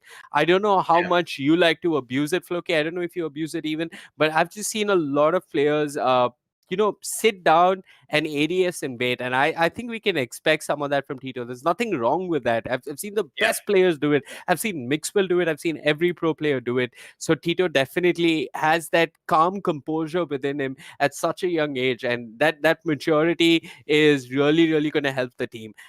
You also got Sai. Yeah. The mm, I my memory of Sai is that I have many memories of Sai. I can tell you many stories of Sai, but the one thing that's very, very interesting was there was this one team that was being made in the country, and they were tryouts, and you know, he showed up, and I remember that he had this maturity as a player. Like everybody was talking about it. It's not his maturity to just, everybody thinks of Sai and they think, oh, he's this flashy guy who'll make plays and he'll just take the operator or the op or whatever you want to call it and hit nutty shots. But no, that's not Sai. He's so much more. He is an IGL. He can shoot. He can do a lot for your team. He's gone past his physical injuries time and time again to just be there in the team. He's a player of pure grit. He's a journeyman for me. And he started out as a young boy with a lot of talent, but he's evolved into a journeyman for me. And I personally want to see what Sai does in Valorant. I know that he plays for fun. I know where he sits on his streams. He has a lot of fun, but today we're looking at a proper competitive tournament, and I'm personally excited to see what Sai brings to the table. On the other side, we got Rad Syndicate, Floki. Yeah. Now, We got. Rad Syndicate, from what I remember, I'm just trying to refresh everybody's memories. Rad Syndicate was an org which had its roots outside of the country. Now they picked up an all Indian roster. They're going to be facing off versus Noble Esports on those brackets. And initially the first bunch of players that they ran in this tournament, their roots were in another game altogether. One wouldn't call that game a tactical shooter, but yeah, now they've come together. They picked up a bunch of Indian players. Paradox is a really, really solid player. People say he's going to be the IGL of this team. He used to play, I mean, I think he still does play CSGO for a team in another ongoing online CS tournament. And he's been there for a while in the Indian CSGO scene and in the CSGO community. All these players have some experience and some grounding in CSGO. And obviously, we all know Batman. Fun fact, Batman used to coach a ladies team for another game. So Batman is a, yeah, that's a random fun tidbit for you. But Batman is again a very solid measured player. You said that there's some players that have the what do you say? The approach to the operator that device has. You mentioned it. I think Yeah, Batman fits over there. You spoke about Ayan like that yesterday, and yeah. Batman brings some of that to the table. He's got that calmness, that maturity in him. So it's going to be Rad Syndicate versus Noble Esports. It's going to be a match, a last match for today. Now, guys, if you're just tuning in, this is the Valorant Invitational India. Uh, Brought to you by One Play Esports, the One Play Esports Valorant Invitational. 50,000 Indian rupee at stake. Floki, this is just the first weekend. We're going to have Yeah. more action coming up next week. These 8 teams are going to be filtered down to 4 teams, and those 4 teams are going to duke it out. They're going to be semis, and then there's going to be a best of 5 grand finale, Floki. Yeah, and it's gonna be amazing to see which one of these teams makes it out there because I think people have expectations from almost everyone. We had the Team Villainous fans come in, we have global esports fans, we have people who like Noble Esports and Rad Syndicate. So there really is a lot of narrative here. There's a lot riding on their shoulders really to win this tournament. And if nothing else, this one's for the fans, man. Like everyone's tuning in, everyone wants to see you win, and everybody wants to know who the best Valorant team in India currently is. And that's what we're here to find out as well. The first match between Noble Esports and Rad Syndicate. I think it's going to be interesting to see if Noble Esports still have that Counter Strike fervor in them, and they're able to bring it to Valorant and use their wealth of experience to beat down Rad Syndicate. Yeah, both teams have that in them. That Yeah. the grounding of another similar game. But I think the beauty of Valorant is that is ability usage. I think people look and say, oh, both these games are the same. If you could play this game should be easy for you. But I think this is where Valorant really steps away. It's got that element of creativity in it. It's got something that you can't quite put your finger to. It's the magic of those abilities in the game and how you put them to use, how well you line up those paint shells, how well you line up those shock darts. Because if you can't find an opening to use your showstopper, you're not going to win the round at the higher levels of play. And that is what both these teams are going to be looking to abuse. We're going to see a lot of individual brilliance because both these teams are pretty much on par in a sense, Floki. Absolutely, and that's where the wealth of experience comes in handy. That's where all the shot calling ends up mattering. Who has a superior strategy? Clicking heads is one thing, but clicking heads in a coordinated fashion is a whole another. Ability usage is also something that matters a lot. We saw Shivi, every single one of his rolling thunders in the last game had a lot of impact. It always pushed players back. It always opened things up for his jet to go in, get some frags, get control of the site. And I'm curious to see if these players are going to bring in that same level of ability usage in this game. And that's what I'm really excited to see. I Yeah. have to say, though, when it comes to players like Sai, I don't think they necessarily need to be that good at using abilities. You just set them up, give them an op, and they can just start fragging without having a care in the world. If there's a shock dart, if there's a molly underneath them, if they're smoked off, these people, they have what it takes to shoot heads, if nothing Okay. else. Okay. I've just got word that these players are going to be taking some time to hop onto the server. We should be jumping into our second BO3 of the day. It's Noble Esports versus Rad Syndicate. It's coming up very, very soon. And I think we should be jumping in anytime now. I mean, uh, We're I'm waiting. holding I'm on to waiting for our the game. horses. Absolutely. Yeah. Your guard is ready. It's in gear. You just need to get the handbrake down. There's a lot of smoke being released from the back end, but well, the game should be underway really, really soon, and I'm curious to see how they play it out on Split. Now, we did see Shivi and Gang play Split rather very well. I mean, great usage of their abilities there to get that mid control up and going. And once they had that, it seemed that Villainous didn't really know what to do. Yes, they were able to retake a couple of times, but they were entirely based off of individual skill. There was less communication in them than there was in a team like FaR Esports. And I think when it comes down to these two teams, that's where it's going to get really interesting. When we see those 5v5 retake attempts, both of these teams have deep strat books, they have good IGLs, they have good shot calling, and it's going to be fun to see, man. Like, I'm so excited. Like, think about it. we've only seen individual plays so far. The closest we got to a 5v5 strategic, how should I say this? I mean, when two bulls locking horns with each other it's this match. It's Noble Esports. It's Noble Esports versus Rad Syndicate. We had Global Esports we had Global Esports versus Team Villainous as well.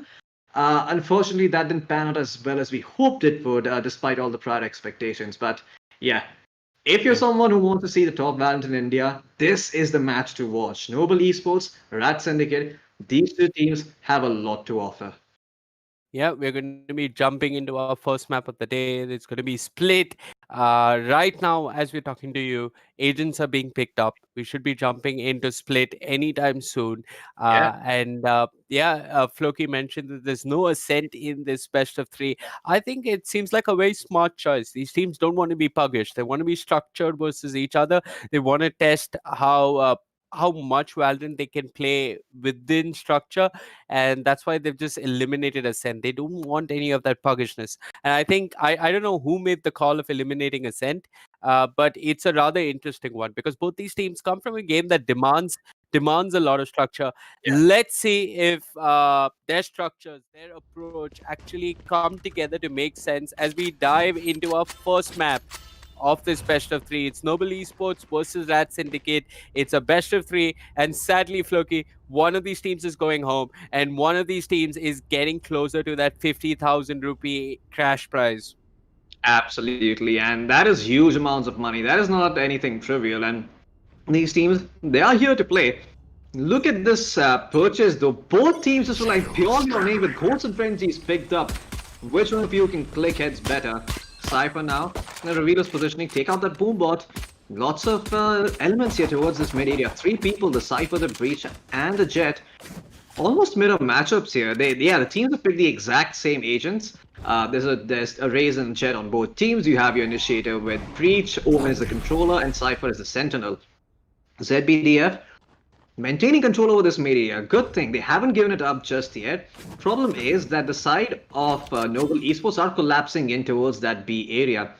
Now, it's going to be interesting to see if the rotate comes in time because they aren't exactly in position if they just start swarming them. And there we go. There's the quick rotation coming in. How many kills can you find if you're Noble Esports? Oh my goodness, Sai ends up taking out Badman right off the bat, picks up another one on ZBDF. This site is under their control, but look at Master, comes back in, plays it stealthy, waits for the Jet to pass, gets a kill for himself, turns his eye towards Cypher. He's very, very low, but Master gets peeked and destroyed by Rexy. Hika finds another kill onto Paradox, and just like that, this map is done and dusted. Entry fraggers doing their job. Sai opening things up with 2 kills. Rad Syndicate now have 2 eco. Yeah. I really want to again see the kind of buy that we're going to see from Rad Syndicate. I don't know if they're going to have any sort of weaponry, so it just seems to be a couple of classics. It's so far. Yeah. Maybe they can just group up together, pair their abilities, and try to get a pick here and there. We'll see if the side of Noble Esports ends up getting grabbed and gives a few guns away. I think that's the best kind of scenario you can ask for. You keep a few members of your team alive, you take maybe 2 of their guns, and just cause economical damage if nothing else. Yeah, so the higher up you go in this game, the players who have more of a foundation in other games, you can see them be more conservative, right? Like the defense hasn't purchased anything. This would be the same thing to do. And Sai, I mean, his sanity is not ready to be tested just yet. He wants to go and just get kills, and he's having fun. He's having fun with the Spectre. That's how he plays the Jet. This is all his inner goodness as a Jet just coming out. He used to press, he used to love pressing W a lot in CSGO, and he's showing it in Valorant as well. He's done a great job. He's clicked heads, and the spike gets planted. Easy round for Noble. I think Sai is just on the hunt for more. I think he's also looking for information. So he's understood where one camera is placed. Usually it's on the tower. One enemy remaining. And he's actually going to rotate back towards rope room and find the kill towards vents. And yeah, free kills, easy frags for Noble. Absolutely. Badman is just going to be lurking around, just doesn't want to give that extra 300 credits over to the side of Noble Esports. Hopefully he's able to get some straggler that tries to come here all by himself, but now he's making his way towards that heaven area. Might be able to get this gun here if Sai's not careful. Yeah. But the W warrior within him is so strong, he actually just misses him completely. And okay, that was close. Mm-hmm. I remember Rad Syndicate back in the day used to play Reina, but this is a completely different team. I'm very happy that the better teams so far haven't considered Reina too much. I don't think Reina has a place in this map for sure. We have a little bit of time to look at the agent selection and just look through the picks, Floki, and I'm just seeing if there's anything that stands out for me. I think I'm impressed that teams are learning to utilize Breach. Breach is strong in this map. It was your gut, Floki, to say Breach is good. Breach is good on this map, and more teams in India are starting to pick up Breach.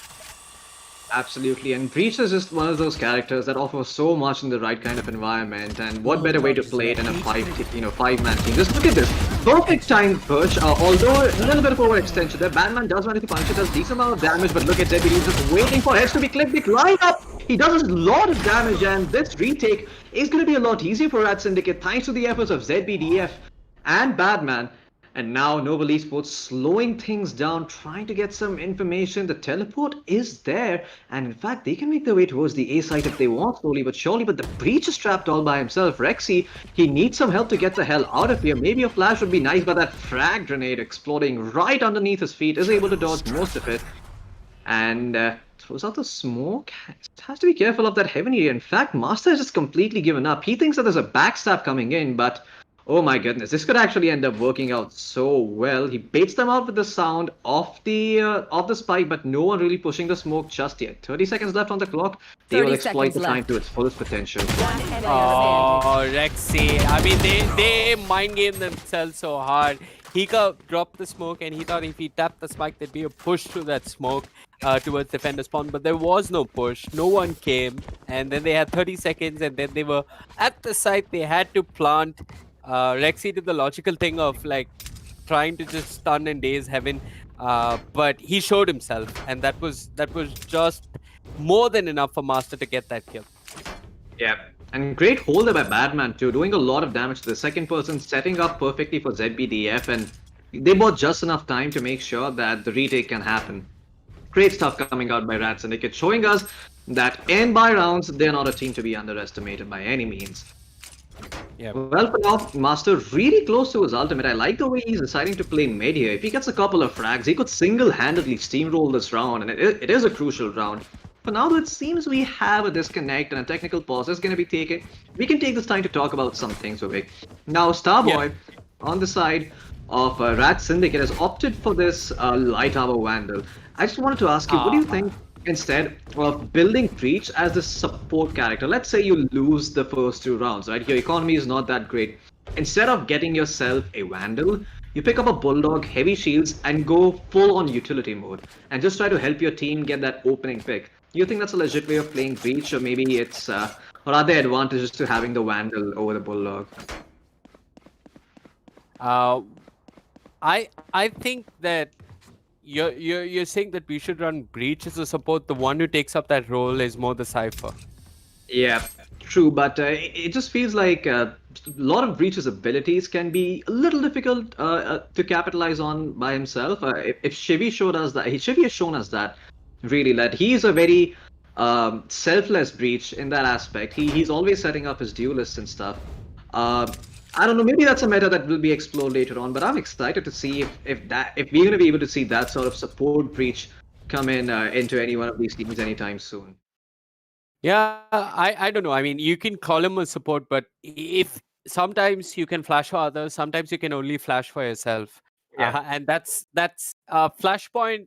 Sure, it has that wind up time in a sense, and that's why it's not as easy as like the Leer, but as easy to use. But there is a little bit of positioning involved with that flash. You have to make sure you know the right flashes. So yeah, we're gonna have a quick technical pause, folks. I mean, we can just get. You know what? We have a little bit of time, Floki. I think we can let chat just go get a break and get some music and get some tea, and then we can also be back. Like I think we can be fluid about it. Sure. Sounds like a good idea, I think. Chat also needs a break. Yeah. What I don't know. Let's ask chat.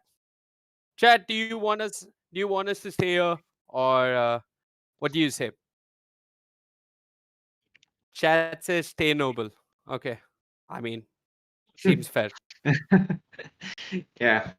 Not really sure what to make of that. It's a very encrypted message. Looks like this guy's a cipher player. He Okay. likes to speak in metaphors and what should I say? There's phrases and stuff Okay. and idioms. I think I've understood what stay noble means. Stay noble means be kind to yourself. Get yourself some tea. We're going to take a very short break. Something needs to be fixed on Split. We'll fix it. We'll be back. We'll be right back after the short break with Noble Esports versus Rad Syndicate.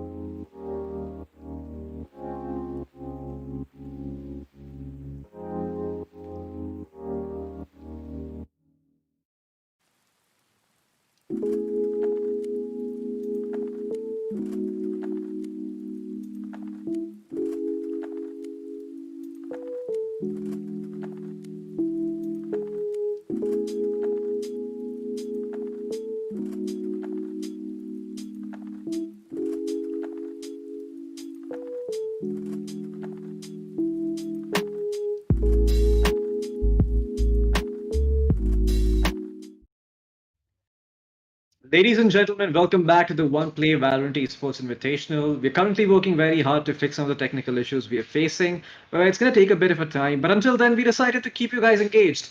So, Vivek, why don't you tell us your chat about your race experience and what made you drop all the way from Diamond down to Gold 1? I think that's a fun story. How I dropped from what? Diamond what to what? From Diamond 1, was it No, Diamond 1? no, It's no, Diamond no, 3. no, no. Diamond 2. Diamond 2. Diamond Yeah. 2 all the way to Gold. Come on, that has to be an interesting story. I'll tell mine in return. I'll tell you my story. I think I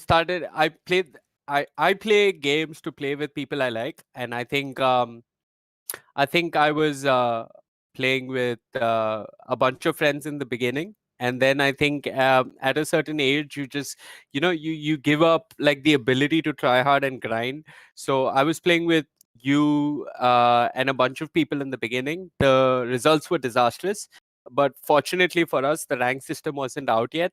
The moment the rank system came, I played with better friends. Um, and I played solo as well, and I got myself all the way to Diamond 2. So I played solo. I took the effort to just grind this game.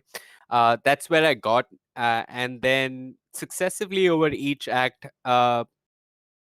the amount I grind has been reduced, I see. and So the it's a amount of matter of stupid not friends. playing enough. The amount of no, it's actually placing emphasis on my stupid friends, like you. Yeah. I see. Oh, thanks. Thanks a lot, Vivek. I wonder who gets more frags each game, though. I wonder who that could be. It's an interesting proposition, isn't it? That despite having Floki, all the wealth of Floki, experience, I end up higher than who you gets on the more scoreboard. frags? Who more I do. frags? Come on. Let's be real, Vivek. Vivek, one second. Let's just be real. Who clutched the round yesterday? Who clutched the round? Who clutched the round? Tell Floki, me about it. Tell me about it. We were on Haven. Everyone was dead. Who got the 4K to win the very crucial buy round? Tell me, Vivek, who was it? who was match MVP? Match MVP doesn't matter. We all know how the scoring system Match works. But MVP is based on who top frags and who gets more kills. Who the hell got more kills and carried you in 2 or 3 games? you know what? I'm gonna do this. I'm gonna actually go back to my score. I'm gonna pull it up and see if you actually ended up getting more frags than me or not. So, for those who are unaware, me and Vivek have this thing where Vivek has a better understanding of the game, so he tells me what No, to no, do. no, no, no, no, no. Occasionally, I and don't it's know. good. It's helpful. It's helpful. For at least the frog, it's pretty decent. And what ends up happening is that he's so busy trying to Floki, coach me the, to the, do the the right sad thing, he the never sad focuses on thing his is, own game. Floki, the sad thing is I aim better than you. And No, you you know, don't. if chat knew No, my you age, don't. if chat knew my age, the first thing they'd call me was uncle. If chat was hip, they'd call me boomer, because the fragging is I frag more than you, Floki. But I think we have an update on the teams. That's more important. And I'm excited to share this update with you guys in chat, because you come for the teams, not for us, and how much we frag. Anyways, the update is that we should be figuring out what happens between Rad Syndicate and Noble Esports soon enough, because they had like a player issue or some sort of issue. It should be figured out soon enough. I'm just hearing word from production. So for now, Split is what we were going to be watching today. It had to be a best of 3 between Split, uh, Haven. Map number 2 was Haven, and the third map was Bind. That's the best of 3 that was scheduled for today. It was going to be a kick-ass best of 3. The best teams I can think of in this tournament, Floki. I mean, we had TSF playing earlier. TSF backed out. We had Villainous come in. Villainous put up a hell of a fight versus FaR. Reckoning versus Rebellious was fun. Global Esports versus Team Tamilas was fun. Unfortunately, Team Tamilas did get knocked out. I think if you look at Indian Valorant, we have like 4 teams sitting at the top. Roughly 4 teams. Velocity, who you all know of, Global Esports, the Team Tamilas, and even Noble Esports is a team with a lot of promise. There are a lot of players with a lot of promise. I have no idea where Deathmaker is. That man has just disappeared from the map. I want to find out what team he's playing on. But all these teams have a lot of promise. Today, we had to have Noble Esports versus Rad Syndicate. Unfortunately, I have a small update for you guys. The match is going to take place tomorrow, Floki. I see So that the issues were not resolved after all. Yeah, I think we had a couple of internet issues and whatnot. I don't even know what issues they were. But guys in chat, the match is going to be played tomorrow. Now, if you want to know what time the match is going to be played tomorrow, how do you find out? Well, you can obviously follow Hirak and I, but that's secondary. The most important thing you can do is go to One Play Esports. It's the number one play and esports. You can type facebook.com/one play esports. You can type instagram.com/one play esports. YouTube, you're already on the YouTube, so you can just subscribe and maybe hit the bell icon. You'll get a notification the moment this channel is live. You'll get a notification, and tomorrow we will be live with Rad Syndicate versus Noble Esports. It's a best of 3. One of these two teams will be eliminated and will be going home, Floki. Yeah. And well, until then, sayonara, au revoir, and all the other possible goodbyes I could speak of in every language imaginable. Yeah, and let's go look at our previous games and see who actually fragged more, Floki. Because Yeah. I don't buy your BS, but I don't let's buy your BS, man. I'm the younger guy. I have better aim than you. You've told me I have better than aim. I have better aim than you a lot of times, away. Come on. No, Floki. Sadly, you don't have better aim than me. But We'll what find matters out. is We'll find out. what matters is who has better aim tomorrow. So tomorrow it's going to be Rad Syndicate versus Noble Esports. Yeah. Follow One Play Esports on all their social media. Follow Hirak at the rate Hirak T on Twitter. I'm official Vivek, and I'm just Vivek on Twitter. You can find me on Instagram, Facebook, Twitter. It's been a pleasure bringing this broadcast to you today. We'll be right back tomorrow. Stay updated by following us. Bye bye.